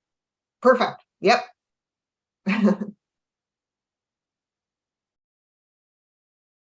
All right, if we can go back on the record. You're on the record, Your Honor. Thank you very much. All right, let's make sure we have Miss Erickson back. Okay, perfect. Okay, Miss Winkles. Yes, Your Honor. If I can call Charlotte Rosen to the stand. All right, good morning. If I could have you raise your right hand. Good morning. Do you promise to affirm all the testimony and evidence you're going to present here today is the truth and the whole truth under penalty of perjury? Yes, I do. Thank you very much. And if I could just have you state your full name for the record. Yes, Charlotte Ann Rosen. Perfect. Sorry, it's loud. I'm going to mute. Go ahead, Miss Winkles. Okay, Miss Rosen, can you tell me what you do for as a career? Yes. I'm a licensed mental health counselor here in Cowlitz County, Washington. I have my private practice that I manage for a number of counselors, counseling services and associates. And in that practice, I do individual and family counseling and reunification therapy. Okay, and have you been appointed in this case as the reunification therapist? Yes. Okay, and tell me, when did you begin or try that again? When were you appointed on this matter? You know, I'm not sure the actual date that I was appointed, but I know that I began services in July, meeting with the father of this year. Okay, and so you began meeting with the father. How many times did you meet with the father before meeting the child? I had 3 visits with the father. Okay, and during those visits, how did Mr. Anderson present to you? He was quite prepared for the visits. He was able to share with me the classes and information that he had gathered in preparation for reunification, as well as talking about quite openly and honestly, I think, his history that had previously been dysfunctional, and that he had addressed those issues, how he'd addressed them, and the steps he was taking to maintain a better lifestyle now. Okay, and during your interactions with him, what he said, have you seen put into practice? Have you seen his actual behavior correlate to what he shared with you? I think a number of things really stand out in his approach to the reunification counseling. He is always not only adequately prepared, but pre-prepared for all of the visits with appropriate questions, supplies, bringing the right child-appropriate things to the visits, thinking ahead to ask questions about what would make his daughter more comfortable, and also making sure that the business details of the process were taken care of, making sure his paperwork was adequately done on time, that he had Zoom links or would be in person, or that he was caught up financially. So he's typically been a step ahead of me actually in that process. Okay, and were you able to meet with the mother? Yes, I was also able, and I lost the word for a second. Did you say the mother? Mother, yes. Yes, I was. Okay, and were things easygoing with the mother in order to set this process up? Actually, there were a number of challenges in that process. Yeah, quite a few. In part, I think some of the challenges, the mother shared that she was very emotional about the process. And the first couple of contacts had to do with, I think, mother expressing the emotional overwhelm that she felt about beginning this process and some of the traumatic history that she felt she had. The details of the process were very challenging, though. I noted that I've had 7 contacts with mom. And the sessions themselves were sometimes difficult, often most likely because of coming late, 10 minutes. I think 3 of the visits were 20 minutes late. 1 was a no-show. 1 I canceled because she was 30 minutes late and still trying to come, so I just went ahead and canceled it. So that part also made it difficult. There's just felt like there was always a tremendous amount of chaos. Sometimes some explanations, although they were chaotic too, but that very much affected our ability to move forward in a timely manner. Okay. And did you have any concerns about mother, given that what you do for a living and your expertise? Did you have any concerns about mother after your interactions with her? Well, I guess I would just echo what the mother told me, is that she felt very overwhelmed, that her life she shared was often chaotic, that she said she had problems with some time management, that just there was always a struggle, or something that would interfere. The last visit I had with her before I started reunifying, I asked that she show up 30 minutes ahead for every appointment so that I would know for sure that her child wouldn't be distressed by the process, because that's always our focus, is child-centered. And that seemed to help to make sure that she was trying to arrive at least a half an hour before the scheduled appointment. Okay. And in the interactions between the child and the father, how have those been going? Well, I will say that something is going right in this little girl's life. She is bright, articulate, clean, well-dressed. She appropriately shy upon meeting her based on her age and stage of development, but very polite and easygoing. She's definitely had some positive input in her life, for sure, to, I think, create that level of health in her emotional health. The contacts with her father have gone extremely well, and in some ways quicker than I would have expected. I was quite curious in this case. They had a video visit or two before they'd ever really met in person. But by the time they came to my office, after the first initial moments of shyness, they did very well. Aaron was prepared. He was quiet and followed the pace of his daughter, listened to all the encouragement and instructions that he was given about what would make the visit work. And it went really quite spectacularly well. And I don't use that word often, but it went quite well. I sent photos to both parents of how the visits went. They engaged in age-appropriate activities. Aaron is very patient in following his daughter's lead about what words to use to refer to him, so she could choose that.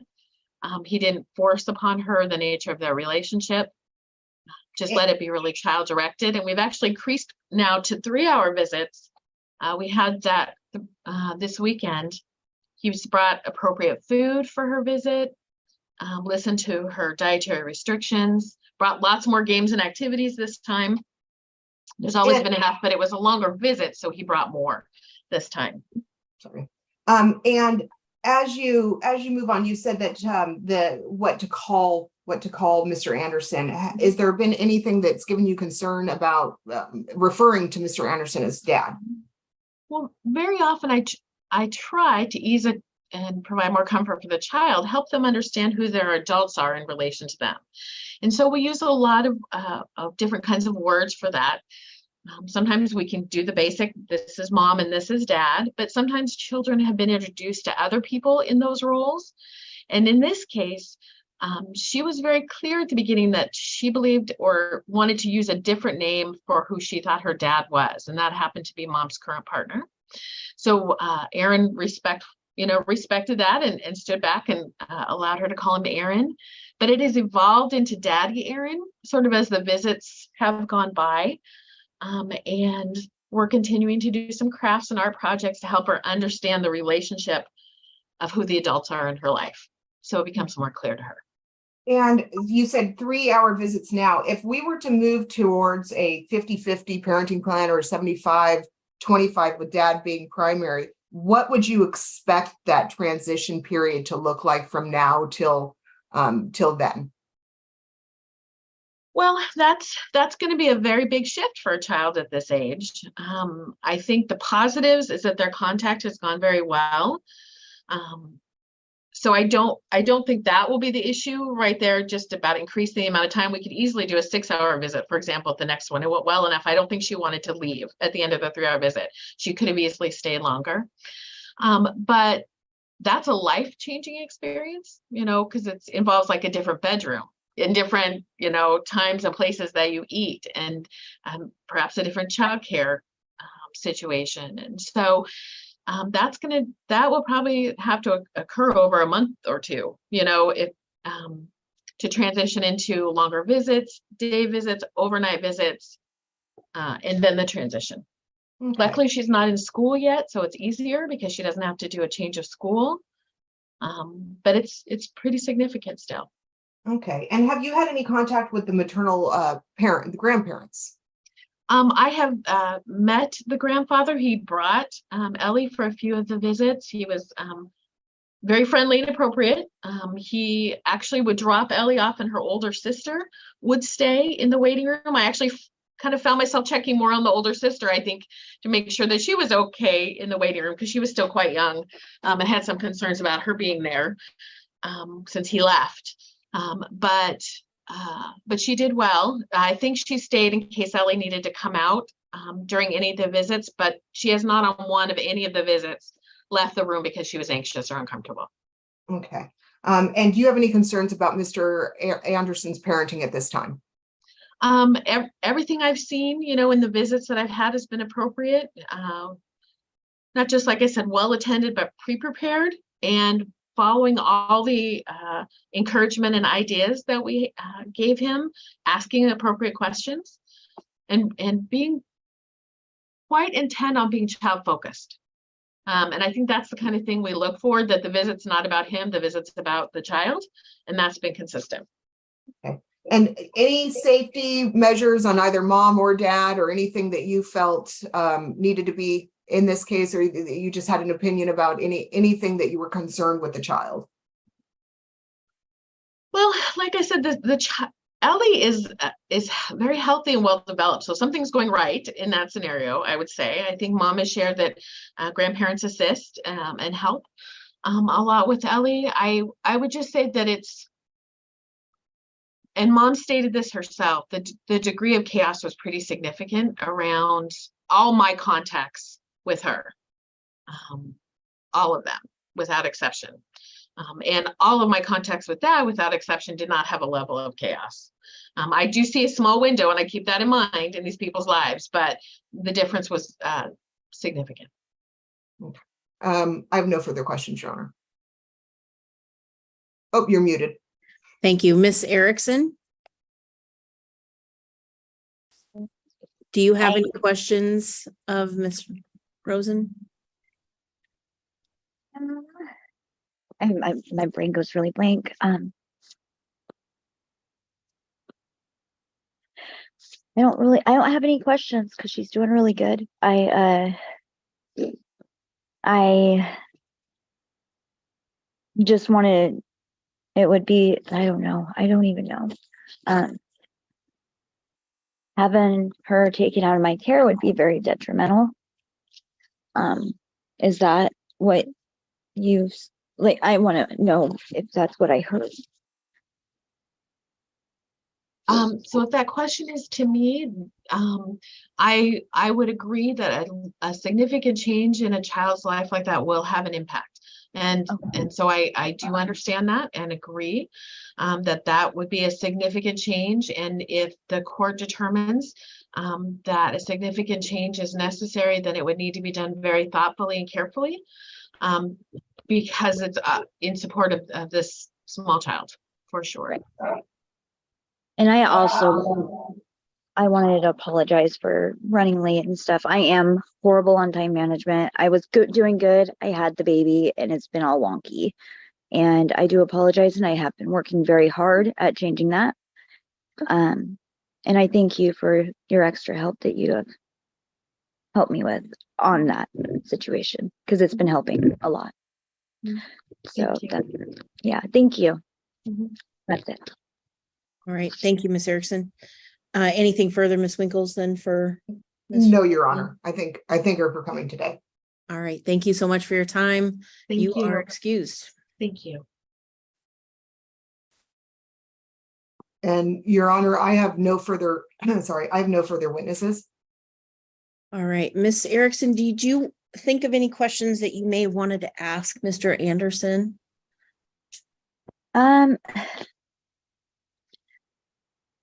I just don't want to say something that's not appropriate if it comes out wrong. You know what I'm saying? Like, I don't want to ask the wrong thing.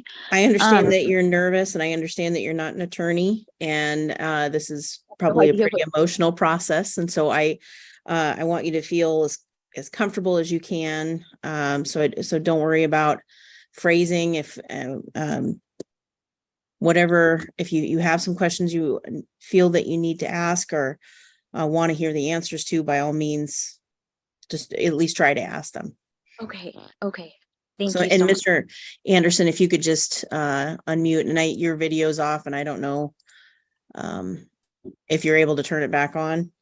That'd be No, great. it's been disabled by the host. Uh-oh.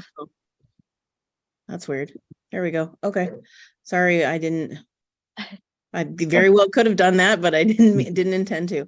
All right. Thank you. Go ahead, Miss Erickson, if you have anything. Okay. I do have a question because of me doing the 10 panels of the drug panels. I have no problem doing those, like I said. Why did you only do a 5 panel? Because I had been taking weekly UAs for over a year up until that point. So I had weekly UAs backing me up, and there was no other records for you. I have other records. Okay, but anyways, I was just wondering because I thought that you were supposed to take a 10 panel as well, since the judge required us to have that done. So that's my only question. And what's your clean date again?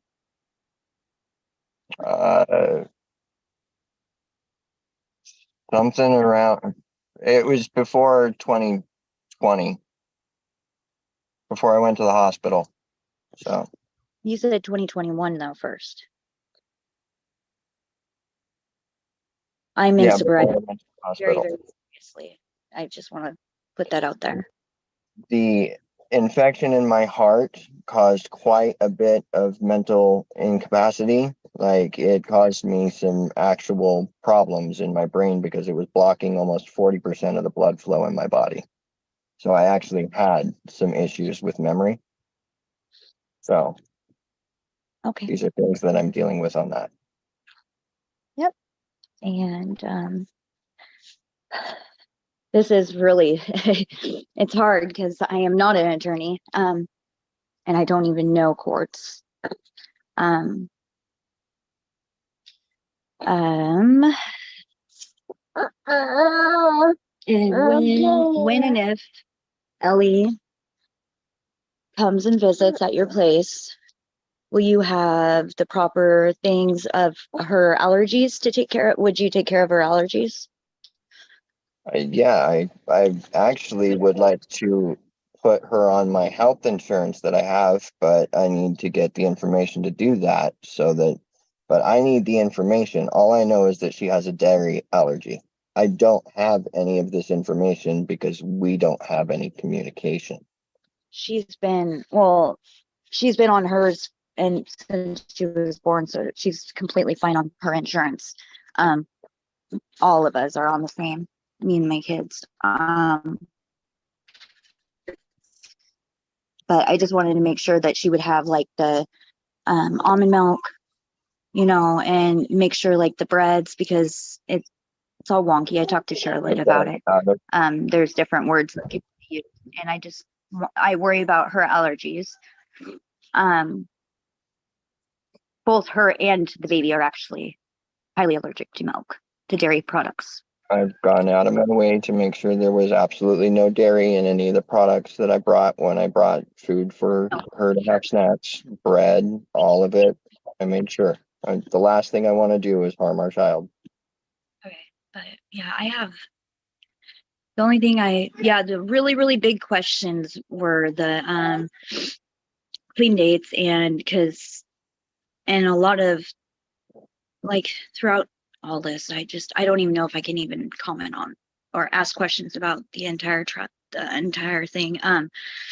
But I do have questions on your truthfulness, because you have not been very 100% honest.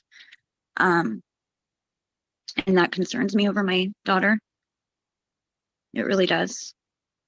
We haven't me and my children ever since I got clean and sober. Your Honor, I'm going to object. It's testifying at this point, and she gets to do that as soon as we let Mr. Anderson go. So you will have an Well, I'm just opportunity saying- to testify, Miss Erickson, but if if this is leading up to a question, I'll give you some leeway, but this is a time for you to ask questions. You'll have an opportunity to tell me what you want me to know in a moment here. Yeah, I think I'm done. I'm sorry, this is a lot. That's okay. And I don't want to rush you. I just, No, I'm good. I'm good. okay. Thank you. All right.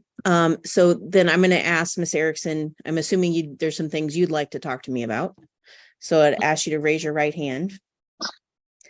Do you promise or affirm all the testimony and evidence you're going to present here today is the truth and the whole truth under penalty of perjury? I do. And then just state your name and then let me know anything that you'd like to know, me to know. Okay, so my name is Brittany Adine Erickson. I am a mom of 4. Okay, so I have 4 kids, obviously now. Basically, throughout all of this, I was served right literally day after I got out of the hospital with my baby. I had a pretty rough delivery with her, like rough. And then I got served on November, what was it? November 12th, I think it was. Maybe it might have been 16th, something like that. It's been a while. My brain's all wonky because of having the baby and slowly coming back, I guess.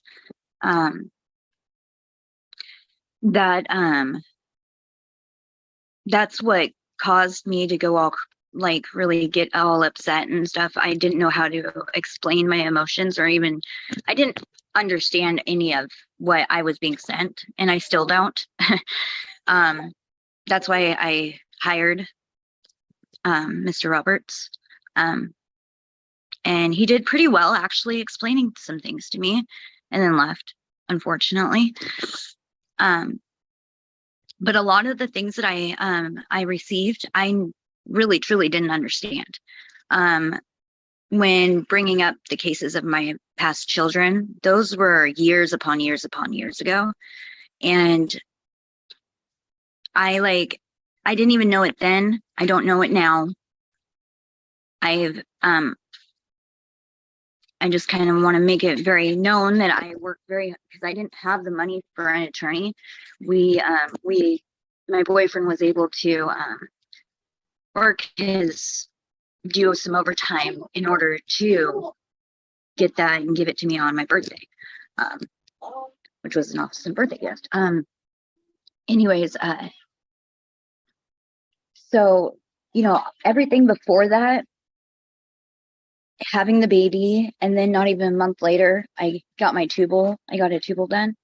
So that really threw me into a complete whack, and having to go to court every week, basically, and being told I was going to have my child, getting letters stating that they wanted to take my baby from me, when I've been completely the only one to raise her. It's been really emotional, and I think that's why I've been so overly emotional, because I don't want to lose my daughter like I did. I have kind of a PTSD from losing my children, my older ones, temporarily, from the courts. That was a really, really rough time in my life that I would never will ever go back to, ever. Once they took my babies, that's when I snapped out of it, and my dad helped me get into treatment, and I did treatment, and I've been clean and sober ever since. I detoxed and everything. I'm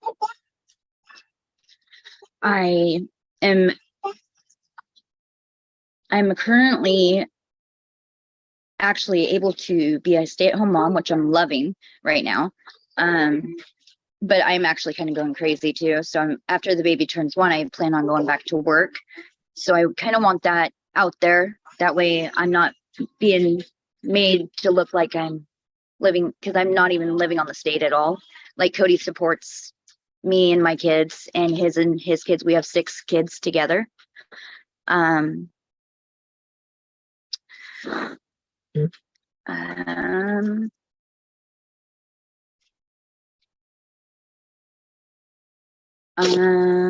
don't I get so nervous, sorry. Okay. Let's see. It's like my brain goes blank.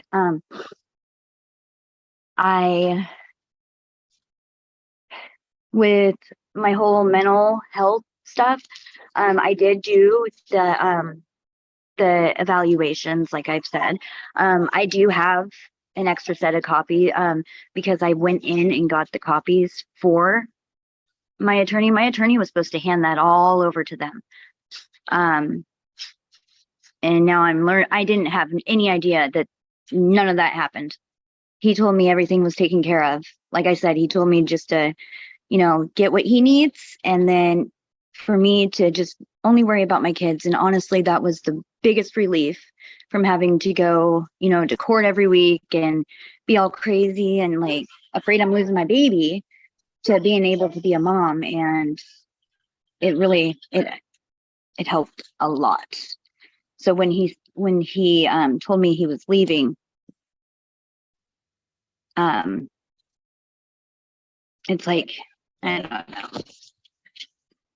It went back to being like, I kind of feel dumb in court. Does that make sense? I've never been in trouble.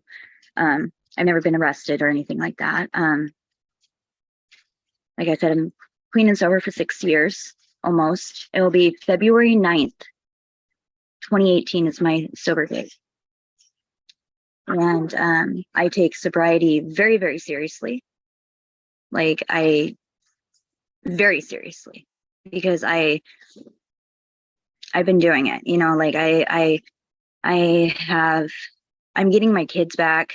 Like and with Lexi, that's not, with what Vashti had said, I was a little confused because Joshua is not supposed to have any kind of contact with Lexi, but that's another court hearing from now, kind of a deal.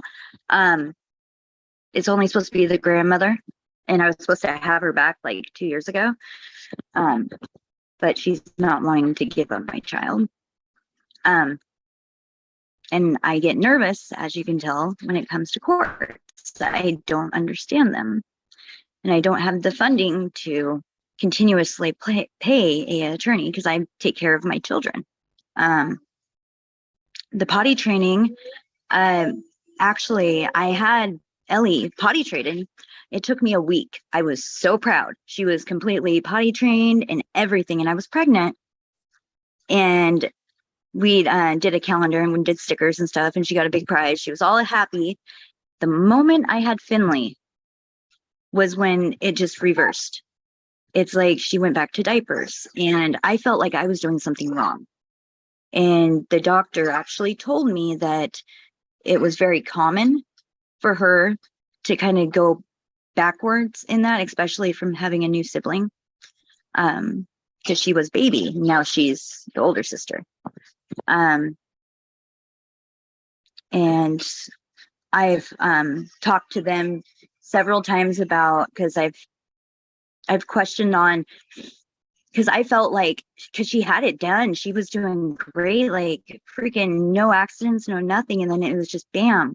So like I actually talk with her doctor and other pediatricians on different ways on helping her regain that kind of, because she was so proud, I can't really use all the right words, I'm sorry. I don't, but she needs, like, what we're trying to work on right now is we're going to do it differently. That way it's not the same as when her baby sister was born, if that makes sense.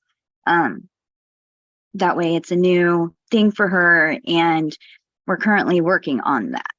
My parents have been working with her, because the times that I need breaks or whatever, they take the kids or whatever, and it's only for like an hour or two.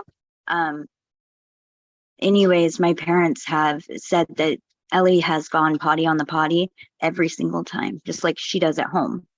I'm wondering if maybe she wasn't too comfortable, during there's a lot of toys going on or whatever, and she didn't want to stop playing, maybe, is why she was continuously using her pull-up during the reunification, but normally she is using the potty.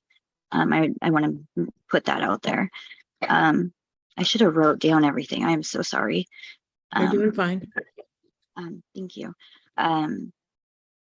What else? Can I ask you a question?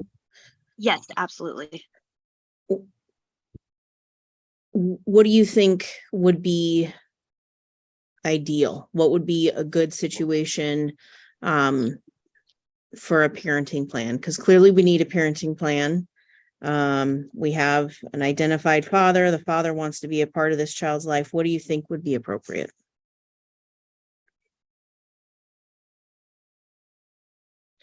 I think because of her just now getting to know him, and with I thought we could just continue the reunification, not taking her out of my care, not taking her out of what she knows, what she's familiar of,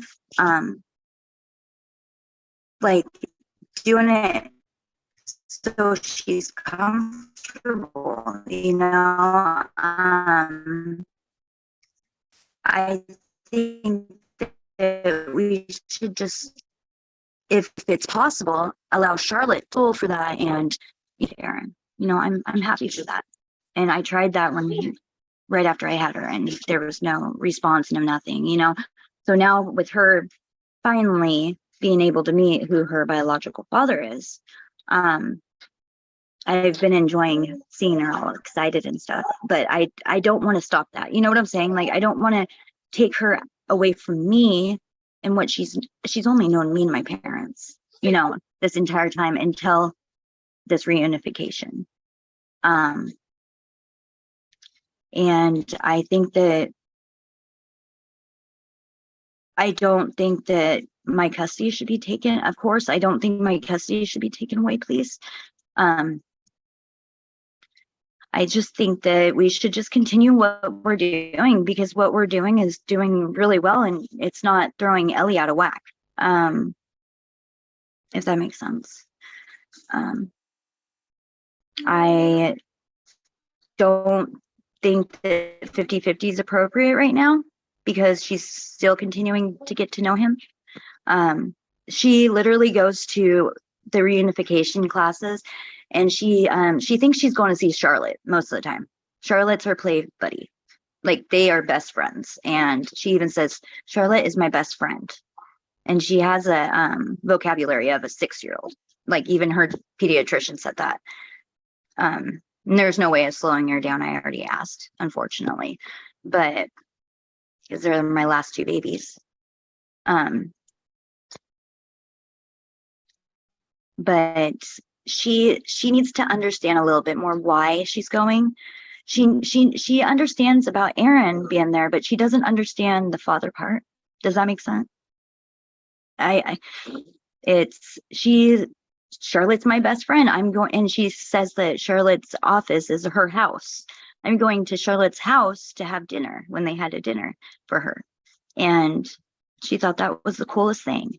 And I tried to speak to her about, Aaron is your biological father. And I tried to talk to her about it. And you're going there to meet with him. I go, Charlotte, went to school to do this. This is what she does. She's our friend, but it's hard to explain that to a 3-year-old. I try to go any appropriate way that I can. But yeah, to get her taken from me, honestly, and I'm not just saying that because she's my baby, but honestly, it would really mess her up, especially when she likes, like, I've worked in customer service, so I've always been really, really kind to I'm a kind person, and that's how I was raised. And I've always been kind to people that I don't know. And I guess I've shown a lot of that towards, Ellie's watched that since, I had her. So I think she's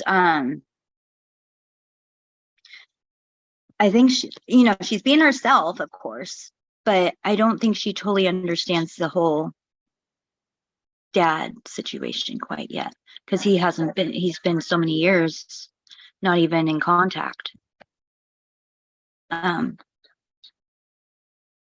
repeating myself, I'm sorry. Okay.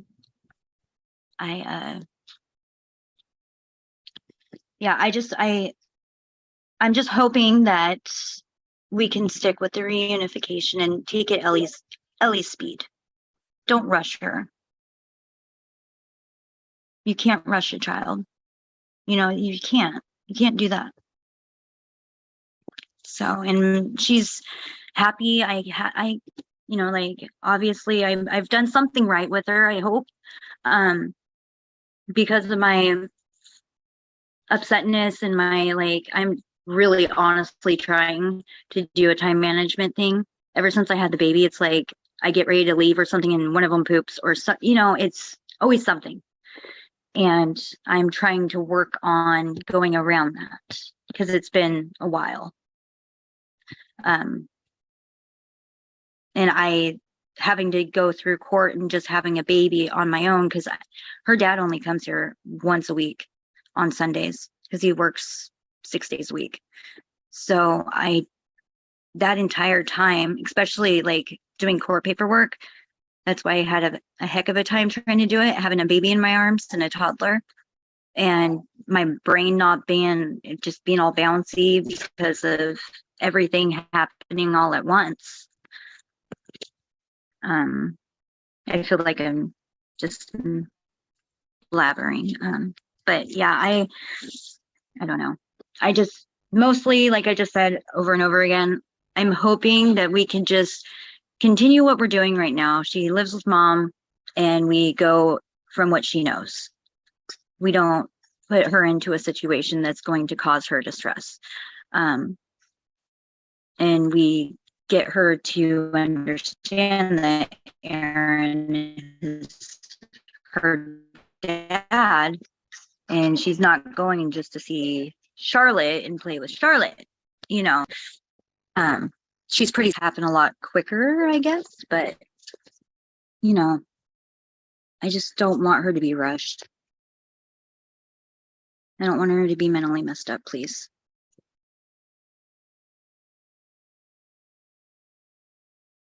All right. Thank you, Miss Erickson. Miss Winkles may have some questions for you. I do. In July of 2021, were you pregnant then, or had you just had any babies? July 2021. I got when did I get pregnant? I got pregnant. No, I wasn't pregnant in July. Okay, so what was your excuse for taking almost a year to take the genetic test that you were court ordered to do? Because actually that was being sent to my job. It was my job that I was no longer at. So I had no idea that was, because I called at first. I called and they said that there had been no payment and that nothing to do, that don't worry about it until they were going to give me a call back. I did that right after that court hearing. Okay. And then I didn't hear anything after that. I ended up leaving my job of employment for a better job at Albertsons. I left there and apparently you guys were sending me by mail there of court summons and stuff like that when it could have been at my parents' house, because Aaron knows exactly where my parents live. But so the reason why it took so long is because I had no idea that you guys were trying to get a hold of me. I had no clue. I called right away. Nobody had made a payment. And they said for me to wait. Okay, so but it took a contempt to get you to do the genetic test, correct? No, it didn't. No, it did not. No, because and then you were court ordered in our case to provide several evaluations that were collateralized with my client in the GAL, correct? Yeah, and it's ready for you. Okay. They said that they why? Hold on, So we can't talk over each other. Miss Winkles, let her answer the question. Okay, yeah. Go ahead, Miss Erickson. Thank you. They said that they would, because I've talked to them several times because of this being put on me, and they said that Vashti and knows because she's gone through them before for those kind of assessments that she knows that she needs to get a hold of them. And I let Vashti know that I did it. And I have records of that too, of email stating that I told her I got all the things done and everything. And I would always keep her up to date on that. So always. Were you here when Vashti testified that she had attempted to get any of the records that you said that you had, and she was told repeatedly that you had refused to sign a release of information to her or to my office? That wasn't true. That wasn't true at all. That wasn't. I have proof. It's in that packet that Columbia Wellness gave me. Okay, so we don't, neither the court, myself, nor Vashti has any information about any collateralized SUDS evaluation or mental health evaluation, correct? Well, you guys are given the yes or no question. Is that correct? I don't know. You guys are the ones that are supposed to be calling them to get the information. I'm not supposed to be calling you to have you go do that. I've already let I let Vashti know, and I've let you know throughout court hearings that it was already done. And that you won't send it to you. You have to contact them in order to get it. Same with you, Erin. And how many times have you canceled appointments with Charlotte Rosen?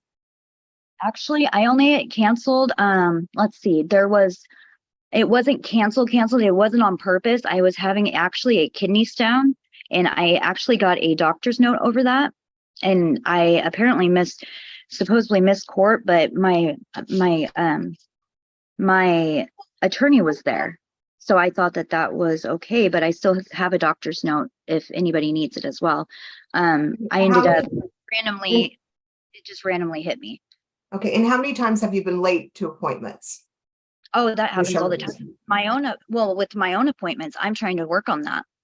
Okay. Like, and I'm a single mom, basically taking care of my children on my own.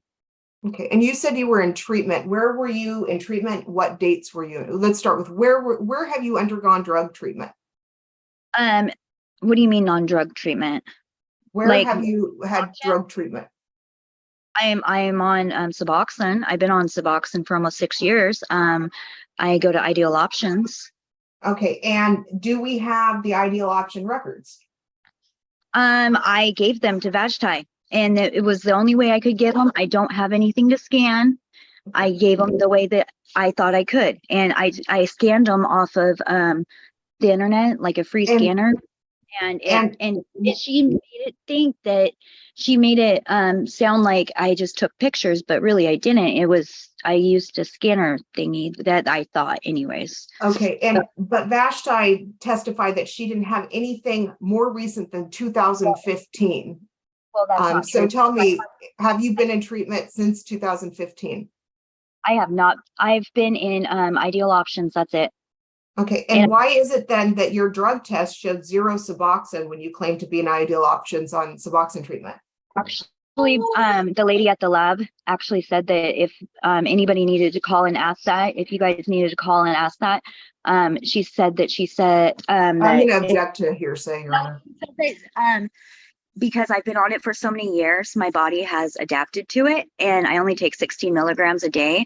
So therefore, my body is just immune to it. That's why. And she said that if you guys had any more further questions, or if you wanted more labs to be done, I have no problem doing them. But I've been on my meds for years. Almost. Aside from Ideal Options, have you ever been in drug treatment? Yeah, I was way before. It was right after Erin actually hurt me and went to jail. In 2017 is when my dad helped me get into Lifeline. And how long were you at Lifeline for? I was in detox for, I think it was 2 weeks. And then I was in treatment for at least, I want to say 3 months. And then after that, they recommended me to go to outpatient, and I did my was it 1 year or a year and a half of outpatient with Columbia Wellness. Okay, and when Columbia Wellness was requested the records, again, did you hear Vashti Langford's testimony that they claimed that you had not signed again a release of information to give her any of those records. I heard that, and that was very odd because that's definitely not even true. It's in my thing, my client thing. Like you could see the times and days that I signed those papers. Okay. So And that's odd. can you tell me your mental health evaluation? Who'd you go see for a mental health evaluation? It was a man. Oh wait, mental health. That lady. It was a lady, and we did it over Zoom. I can't. She made it me. What I went through with being videoed. Are you in counsel? Are you in counseling right now, or any sort of treatment? Yes, I am. Who's your Yes, I am. counselor? My counselor is Joshua. I can't remember his last name. I have to go on my phone. It's Where's he at? Sandaker. Yeah, it's Joshua Sandaker, I think it is, and he's at Columbia Wellness. And how many times do you see him per month? I think it's a couple times a month, or whenever I need him. Like there's been times during this whole situation, I'll message him and he'll call me immediately and talk with me. And when's the So- last time you had contact with him? Let's see. I have my appointment coming up next week, and I had just spoke with him like I think it was like a week and a half ago, something like And that. what's his last name again? I think it's Sandaker. I'd have to go on my email. But it's Josh Sandaker or something like that. It's something different. Okay. And let's see, you also, one second. Where does the child go to the doctor? Here, I'll take this. I'm sorry. Where does the child go to the doctor? She goes to, we all go to the Vancouver clinic. And what's her doctor's name? The doctor's name is, you're asking me, and I am having brain farts right now. My dad's still diaper for this. Her doctor's name is, I'm having a brain, hold on, I can tell you in a second. There's that, sorry, Daddy. I have paperwork actually right here because I'm brain farting because you're asking me and I'm nervous. Her name is Dr. Nadell. At the Vancouver clinic? Is that the one in Woodland? I didn't know that they had one in Woodland. Where is that one? Is that the Ridgefield, the Battleground? In Vancouver. Oh, it's in Vancouver. Okay. And when was the last time the child saw the doctor? She had her routine.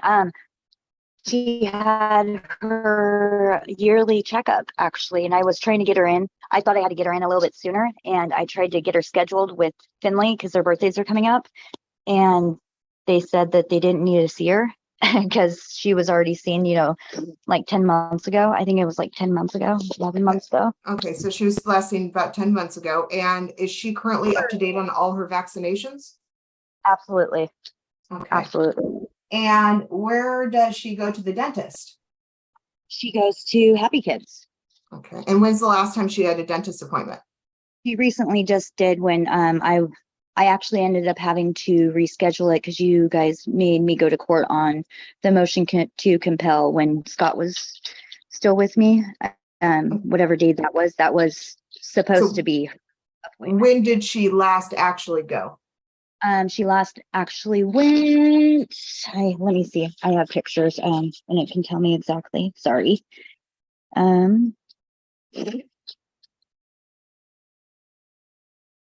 All days running together when you have a baby. Let's see. It was. Let's see.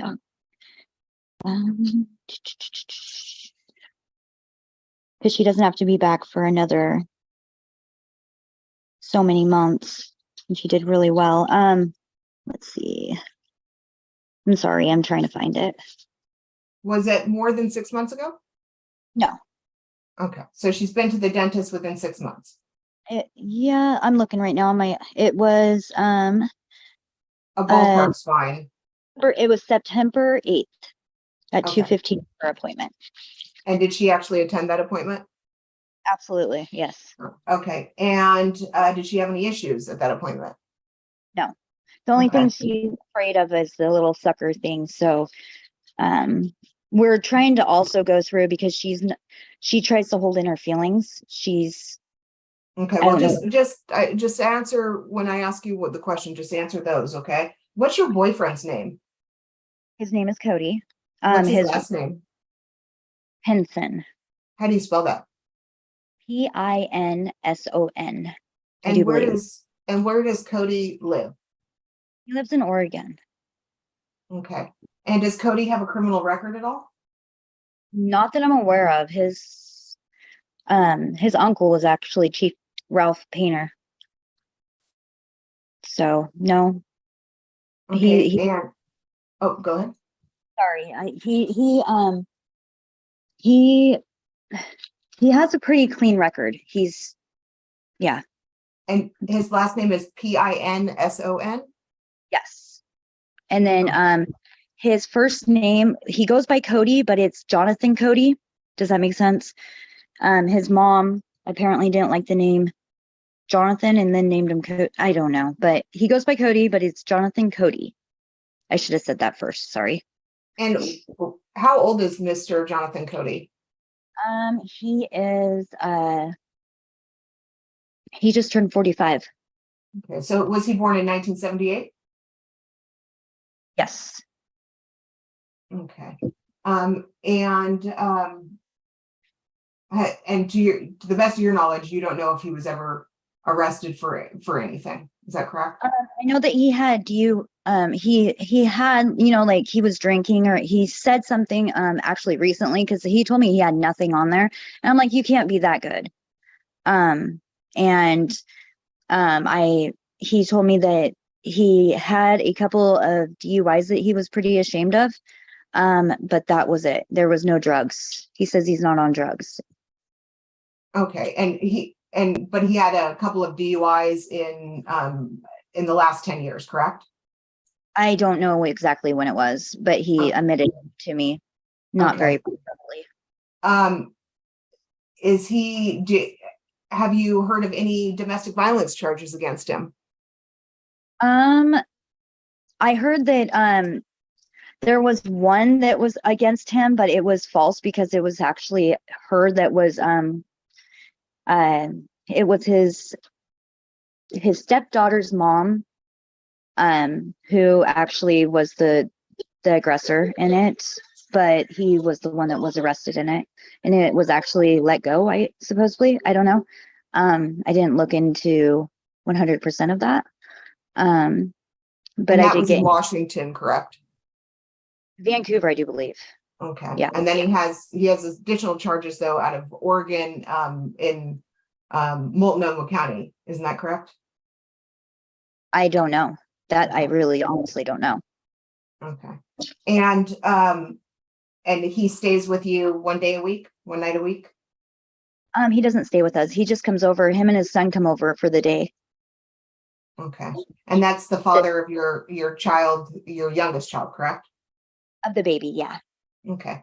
And has the child in this case, has she been enrolled in any daycare? Not currently yet because I've been able to stay at home with them, and I've been able to do the whole stay-at-home mom thing. Okay. And here. Sorry. She's currently not potty trained, correct? The baby?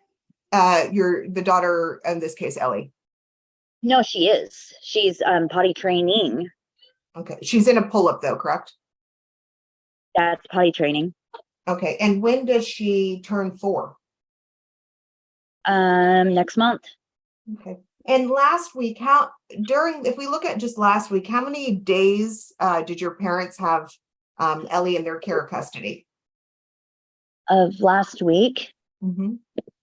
How many days okay, say that again, sorry. How many days did your parents babysit Ellie last week? They don't babysit her. She just goes over there. Okay, how many days did she go over there last week? without Twice. asking questions? Twice.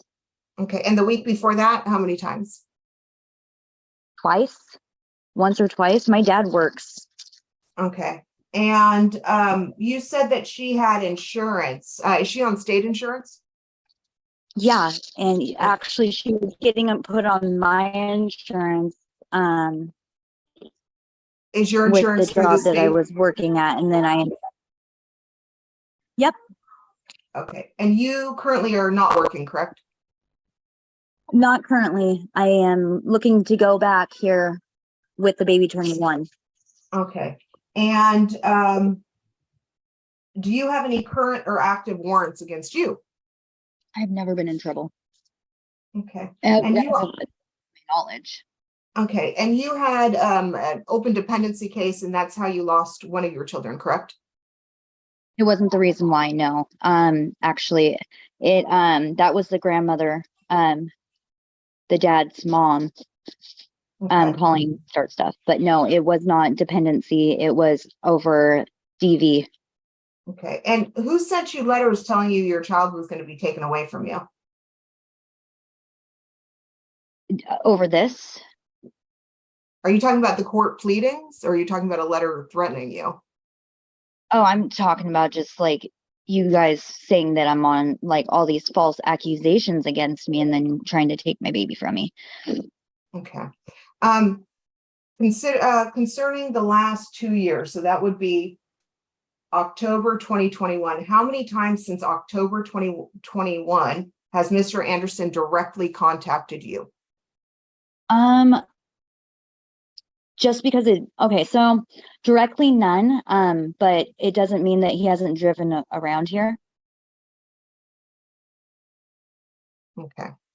Do you have any proof that Mr. Anderson was driving around your house? I don't have picture proof, but I have children proof. Okay. What kind of car does Mr. Anderson drive? It's like a maroon color. Okay. Is it an SUV, a truck, a station wagon? What kind of car is it? It's an SUV. But Did it he could have be that? What was that? it could be different though too, you know. Okay. A red car, like a car. Okay. And but Mr. Anderson's not contacted you at all, correct? No, Okay. not And at some point there was no domestic violence protection order in place, correct? I had no idea of that until Vashti told me. Okay, but there was not one in place at some point, correct? I had no idea because I was never given any kind of inclination of the court hearing.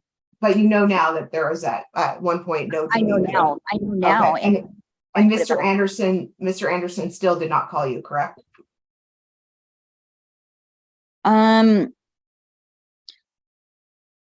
I don't even understand these questions. These are stupid. Sorry, no offense. I don't understand them. Okay, you don't need to understand, just answer them. Did he contact you during that time period where there was no domestic violence protection order? I don't think so. I don't know. It's just, I don't know. Do you remember if he contacted you at any time in the last, well, I guess you said the last 2 years he hasn't contacted you, correct? Not face to face or verbally. Okay, now we had a temporary parenting plan entered in this case. Do you remember that? It was around June. Yeah, and I was not, that's when that is when I was getting the attorney and him and I had a fallout about that actually, but Okay. yes. Did you allow for the video visits during that time? Did you have video visits or the child have them with Mr. Anderson? I wasn't aware that I was supposed to.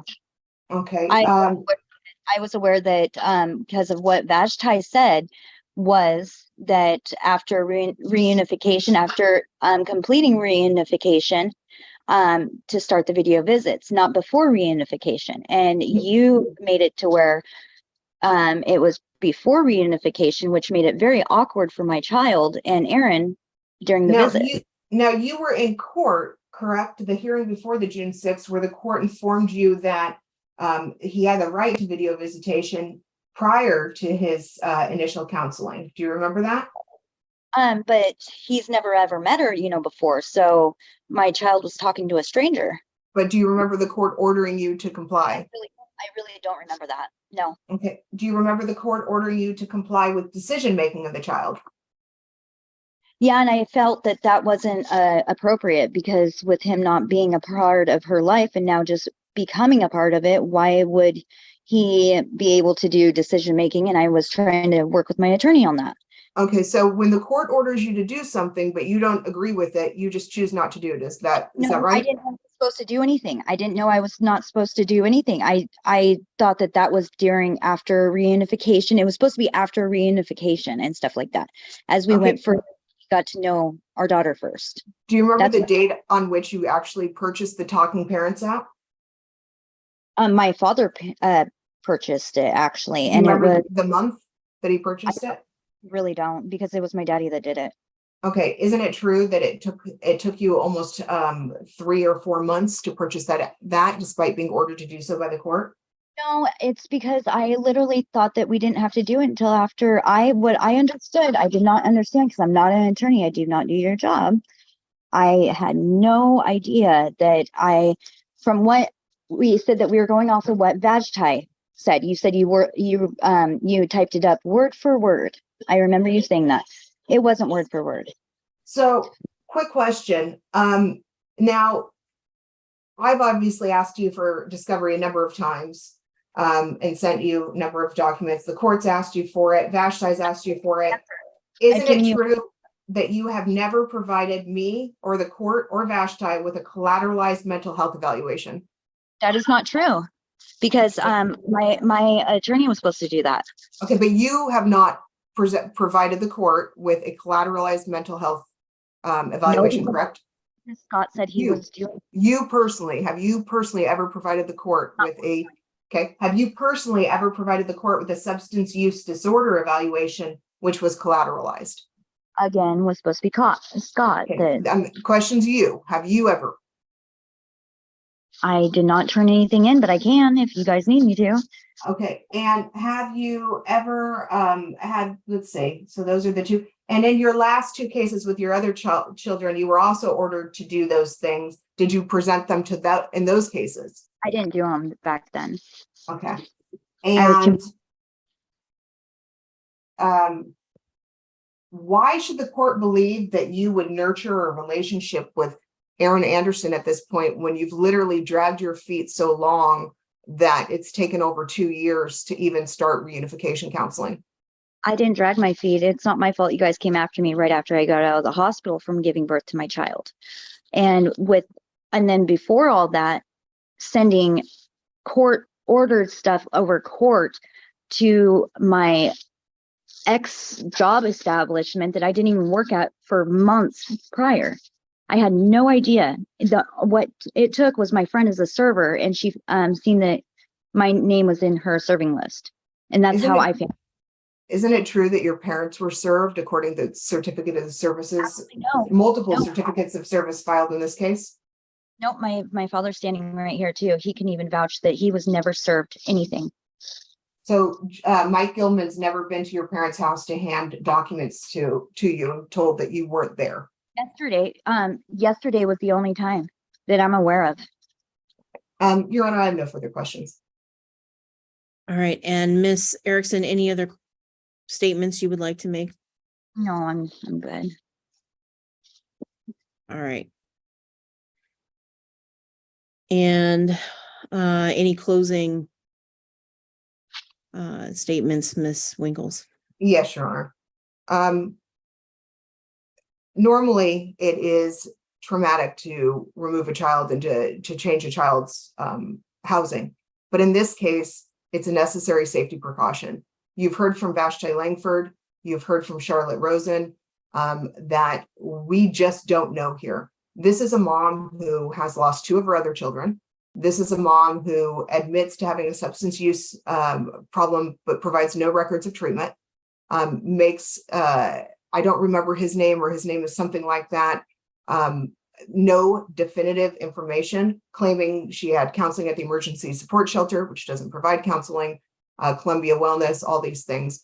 Mother has essentially dragged her feet and provided absolutely no information to verify what she stated. We don't know if she's on drugs. The hair follicle that she did came back negative. She takes according to her, she takes 16 milligrams of Suboxone. Nobody is immune to Suboxone. You may form a tolerance to Suboxone, but it's still going to show up after breakdown in your body on a hair follicle test. That's just standard chemistry. The fact is that we don't know whose test that was. We don't know anything. We don't know if she's on drugs. Everybody that has come in contact with mom has said that she has a significant mental health problem. They have been trying to get her treatment since 2016. Her own mother wrote a declaration in one of her cases about her opiate addiction and her mental health disorder. She claimed to this court that she had custody of 3 kids. That's not true. You heard from Vashti Langford that said that's absolutely not the case.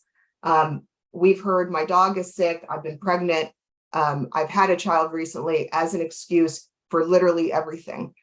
Yet in this world, we have lots of mothers that have had children that go on to work every single day and do that. And yet she uses that as an excuse for canceling meetings where her child is going to be with her father.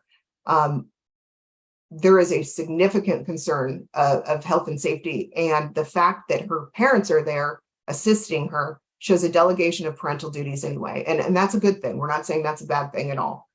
In fact, her father has been the one to facilitate pretty much all of the visits thus far. My client, the moment he learned he had a kid, he completely changed his life. And he is probably one of 2 success stories in the last 7 years of practice in Cowlitz County.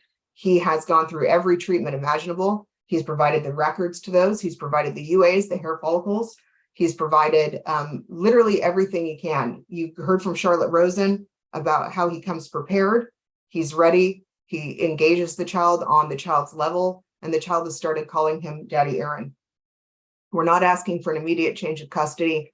We're essentially asking for a change slowly, maybe with grandparents. I'll leave that up to your honor, but my client does not want to have the child hurt, traumatized in any way. At the same time, something's not right.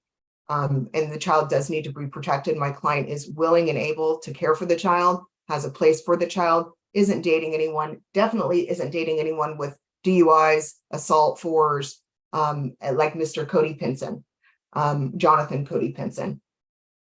We have a stable environment available, and we have a very chaotic environment. Eventually that chaos is going to affect the child. Mom needs to have a mental health evaluation with treatment. It needs to be collateralized, and mom really shouldn't have unsupervised treatment until she gets that, because everybody has been asking since 2016, and mom just doesn't do it. Mom doesn't follow court orders.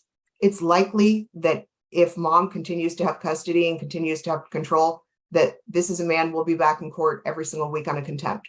It took a contempt every single time, or a compel, to get anything, to get anywhere. My dog is sick, my baby's sick, my other baby's sick, my parents are sick, I have dentist appointment. Every excuse has been thrown at us. It's taken over 2 years just to get to this point where my client gets to meet his child. That's frankly ridiculous, considering my client has done every single thing imaginable to show that he is a different person. The thing is, he is a different person, but Miss Erickson is the same person. And that's the problem here. And this child needs to be in a stable environment. She's almost 4 and not potty trained.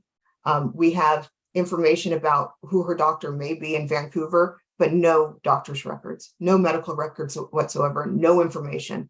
We don't know if she's vaccinated, if she's not. We don't know if she has allergies. Apparently she says she does. We know nothing about this. We are given no information, no assistance. The fact is that mom will continue to disregard dad, whereas dad has said openly and honestly, he will facilitate that relationship with mom. He has zero desire to take the child away. He knows what it feels like to not be able to see your child. He wants her to be able to see the child, but she needs to be stabilized. That has been throughout this, the guardian ad litem and the reunification counselor all saying there's chaos, it needs to be stabilized, there's something going on. So, Your Honor, we'd ask that my client be given the parenting plan that we put in place. It's one of the exhibits. It is a full custody plan with a transition. Charlotte Rosen said about 1 to 2 months. We'd ask that we transition where dad starts having a 6-hour visit twice a week, and then dad goes to an overnight. And then eventually we get to either 75-25, but supervised until mom actually gets that mental health evaluation. And then maybe a review in 6 months, because the idea is for 50-50 custody or something similar to that. But right now, there needs to be some safety measures in place to protect the child from mom. It sounds like her parents are doing a great job of doing that, but really it should be dad rather than a third party that has the child. There's nothing more my client can do to prove it. He's literally done everything. So we ask that you enter our parenting plan. We put a child support order in, but Your Honor, my client would rather not have that and rather Miss Erickson use whatever money she has available to get herself treatment. My client would like to put the child on, instead of state medical, put it on private medical. My client will pay for the premiums of that through his work. It's excellent insurance. The child, if she has any allergies, she'll be taken care of by a private doctor. No need for Happy Kids Dentistry. She can go to Willamette or one of the other private dentists. He has great insurance. My client wants to start assisting Miss Erickson in any way that he can. It's time to kind of move forward. And if it sounds like this one baby is so overwhelming to Miss Erickson that she can't function since she's given birth, my client's willing to take the load off of her for a little while until she gets stabilized. Thank you. Thank you. Ms. Erickson, any final comments? Yeah, all that was just bleh. That's all I can say, honestly. I'm looking out for the best interest of my child, and it upsets me when I hear stuff like that, but you know what, she doesn't know me, so I'm trying to put that aside. I've already expressed about, why I was like all emotionally crying, like from my hormones and stuff. And obviously I'm okay now. And I can be okay tomorrow and the next day. I've obviously raised her okay, like really good actually, because Charlotte actually gave me some good compliments that made me actually tear up, because it made me feel good that I actually did, that I did really good job being her mom by myself. And supporting her on my only paychecks, by myself. Child support actually is already trying to go after me for $600, so she's not telling the truth on that, and I have the paperwork to prove it. For spousal support when I've never been married. And obviously my baby is not overwhelming. She is very, very quiet. She's a pretty chill, like her and her sister, they're two peas in a pod. It's very cute. It's like they know baby talk. They'll sit there and look at each other and start giggling. I asked that please don't take her out of the home that she is familiar with since I had her. Yeah, I had emotional, hormonal times, especially because of what I went through with Aaron. He put me through a lot.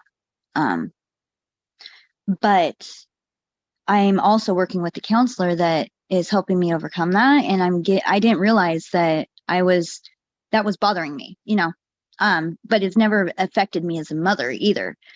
It just did when I was, being taken to court and, accused of doing all these drugs and stuff when I've been almost 6 years clean and sober, which, mind you, with the hair follicle, the lady, her name is Linda, actually, that works there at the hair follicle place. She said that if him or his attorney needed to get a hold of her ask about that because about my Suboxone not showing up because my body is actually immune to it. It actually happens to more people than you think. I was pretty surprised by it too. So she had to explain it to me, but it is actually a situation. And she said that if they needed to do any further chemical, any further tests to prove my Suboxone, that's not a big deal. And I have no problem with that either. Because I take my meds as I'm supposed to. My life is being a mama. I love my life. I love my life being clean and sober, and I don't plan on to ever go back. I wasn't that person before all that, and I made a mistake. And I didn't realize I made that mistake until my children were temporarily taken out of my care.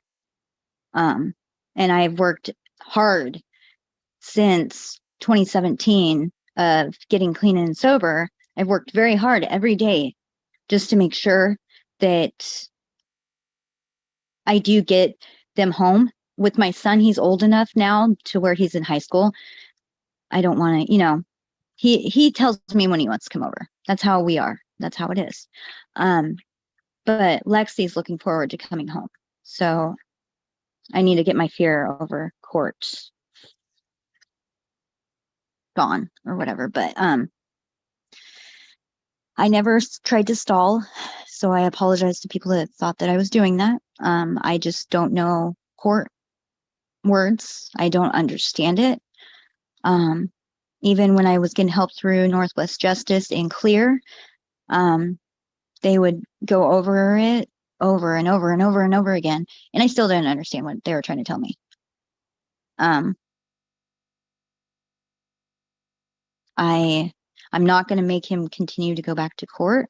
That's not what I'm doing. This is over Ellie. This isn't over my feelings. This isn't over his, obviously. And that's why he's trying to take my baby from me.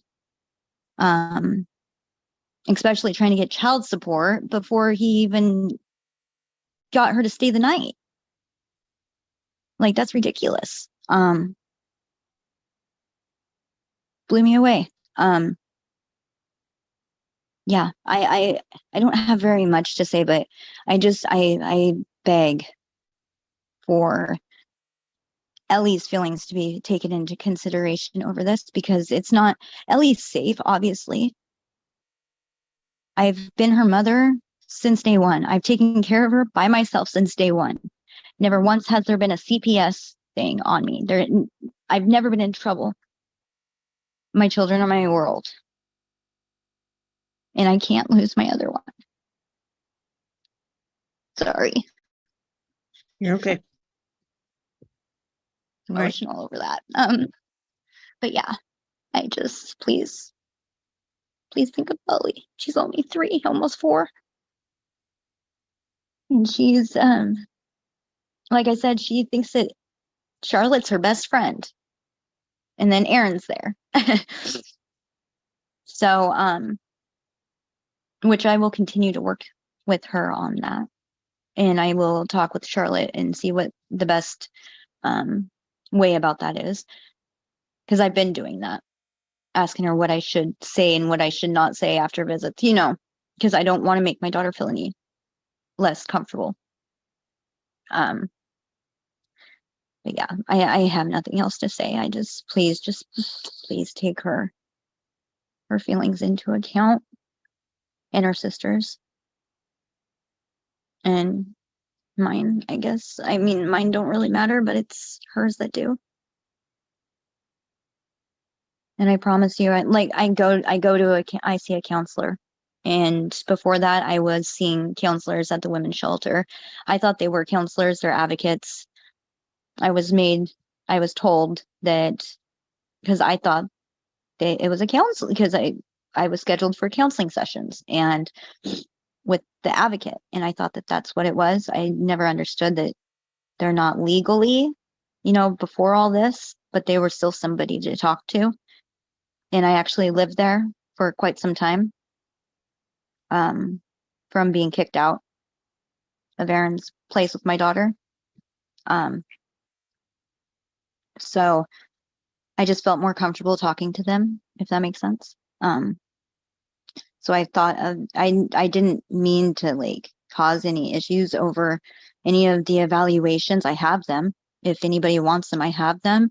I thought Scott was going to put them in.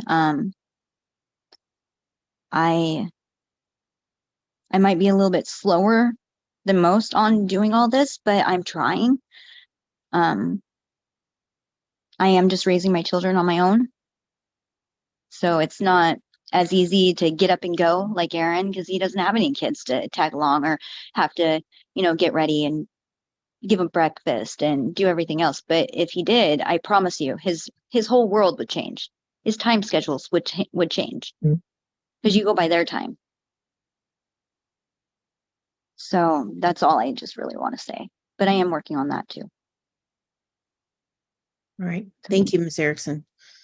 Ms. Winkles, anything further? No, Your Honor, I just ask that you enter our parenting plan that's in the file as an exhibit. Their incomes, we imputed mom at minimum wage. Again, my client doesn't really need child support, but we put dad's actual income down. You'll see his records there, or his pay stubs there. So we just ask that you start the transition and then maybe a review. Right. You cut off that last thing you said, cut off. And we ask for the parenting plan to be instituted, transition with grandparents facilitating, and then a review in 6 months. If mom is stabilized and actual counseling records, actual evaluations, collateralized are submitted to both myself, I'll stay on the case, and to the court, we review in 6 months, and then again, you can reassess then. And I don't think my client has any issue with that, because again, he wants there to be 2 parents in this child's life, not just one.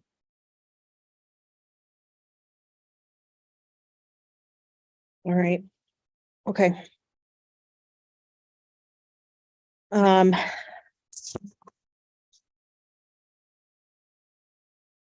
This is a very interesting case and a difficult one for everyone.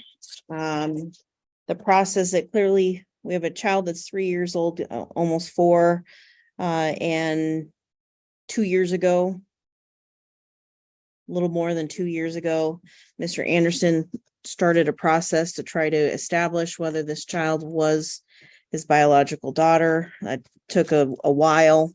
Once that was established, this turned into essentially a parenting plan case at the beginning of this calendar year. So it looks like almost 3 years, or coming up on almost 3 years, that this process has been ongoing to work on this. Want to say a couple of things. Clearly, I think there's a lot of unease that both parents have with the other. And that's likely because their circumstances when they spent the majority of their time together were less than ideal, not only physically, but emotionally. It sounds as though there was a lot of trauma associated with their relationship, drug use, physical, mental abuse, turmoil, lots of issues. One thing that I would really want to note is that Ms. Erickson has indicated that she has made changes, but I think it's difficult for her to understand that other people can change too, namely Mr. Anderson. What I have been shown is that Mr. Anderson has taken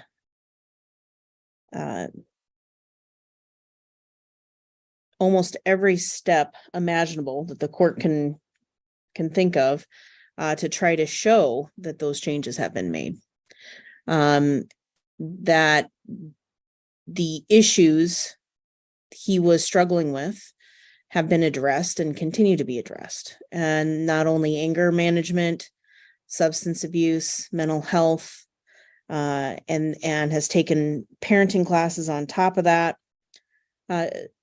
So we have to acknowledge that even though this child may have been born out of a very tumultuous and toxic relationship, that these parents, and while I have zero proof that Miss Erickson has made changes in her life, I'm at this point taking some of her comments at face value. And I think Mr. Anderson needs to do that as well. One thing that I noted, when Mr. Anderson started speaking about the child, both parents' faces lit up. Miss Erickson clearly enjoyed hearing all those wonderful things that Mr. Anderson had to say about that child. And that child has been primarily raised by Miss Erickson. That's what I think both of you need to really glom onto. There is a mutual love for this child. Mr. Anderson cannot be faulted for not being a part of this child's life when it took so long to establish that he was even the father. Miss Erickson must be credited for where the child's at up until this point, because she has been raising that child. Mr. Anderson testified, Miss Rosen testified that this is a lovely, lovely young lady, that she is potentially wise beyond her years, a kind individual, willing to engage, and has been actively participating in this reunification counseling. I don't think anyone could ask for anything better than that situation here. And so I think that is to Miss Erickson's credit, and that is to Mr. Anderson's credit, because he came into this fully prepared to take on this role and be ready to kind of roll with whatever this reunification process would bring, whether that was a great experience, a not so great experience, a work in progress experience. And I'm really happy that it has been a good experience. We can't assume at this point that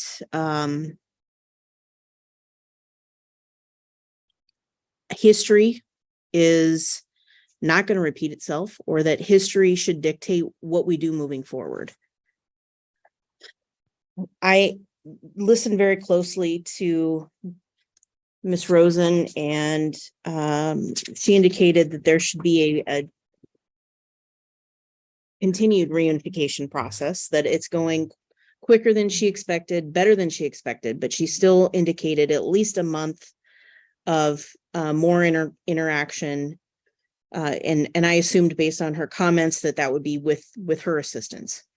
And I think that is more than appropriate, which puts me in a position where I feel, I don't want to say it's premature to make a permanent parenting plan, because even Mr. Anderson's request is that ultimately to get to a 50-50 parenting plan, that both parents figure out a way to work out what's best for this child. I think Mr. Anderson does want to provide support for the child, and by way of supporting that child, to Miss Erickson. Miss Erickson clearly does not seem ready or willing to accept that at this point, and I can understand that given the history. But the fact is this is Mr. Anderson's child as well. What I'd like to see happen, so, and this may not make everyone happy, but I have to consider what is in the best interest of this child. What I'd like to see happen is that we continue the plan that Ms. Rosen has in place for reunification. She indicated that that is going to be increasing the visits, and that will increase to overnights. I think that's appropriate. I think we need to follow Ms. Rosen's plan for reunification. And I want to see this case back on December 19th, 2023 at 1:00 p.m. And here's what I also want to see. And I want Ms. Erickson to listen very, very carefully to what I'm saying. And I guess let me for Ms. Winkles, since likely any orders are going to come from you, If Miss Rosen believes that as part of reunification, then that means dad gets a weekend with the child, then dad gets a weekend with the child. Whatever is appropriate as we move to that December 19th date. That is, I think, one of my last normal domestic dockets. So that's why I wanted to put it there and not put it out further. By December 19th, Miss Erickson has indicated that she has information that really, frankly, is necessary for this court to make an appropriate decision. So Miss Erickson, I need no later than December 8th. That's a Friday. Close of business. So by Friday, December 8th at 5 p.m., Miss Erickson needs to provide proof of the mental health evaluation that she has completed. And that has to be a mental health evaluation that's been done in the last year. If one has not been done in the last year, then she needs to do a mental health evaluation. And is that collateralized, Your Honor? Yes, and so that means there needs to be a release of information, and that release of information would need to include Miss Winkles in her office, Mr. Anderson, Miss Langford, and Miss Rosen. I do have a question, so I don't get this wrong. Do I have to contact Miss Winkles after I, turn like I the evaluation isn't going to go over a year. So, but so I know with collateration, I guess, am I supposed to let them know after You take need to file a release of information when you do that and indicate to them. So if you did the evaluation 4 months ago, then you need to go back to wherever you did the evaluation, do a release of information and say that these parties need to be spoken with. And if that means that there needs to be an updated evaluation that you need to partake in, then you need to do that. So you have to let Miss Winkles know where the evaluation took place so she knows where to contact. So you can't just, I did the evaluation, I signed the release of information, but not let Miss Winkles know where to contact. Does that make sense? Yeah, I'm very sorry about that. And then I'm also going to order a new hair follicle. Absolutely. And I would like that to be a 10 panel. And as soon as you get the results of those, you need to provide a copy to the court. So you just bring that into the second floor, a copy of that. The clerk's office will let you know how to file that in your case, and then provide a copy to Miss Winkles. Okay. And that's paid out of my pocket, right? Yes. At this point, yes. Okay. No worries. We'll get it done. You don't want the UA that goes with it? I'll do a UA too. I'll give you the whole thing. If you want to do the whole thing, then we'll take the whole thing. Okay. And to Miss Winkles, I would ask that if on that same filed by December 8th date, we can just have, even if it's an email that's under penalty of perjury from Miss Rosen about how the reunification process has gone. Absolutely.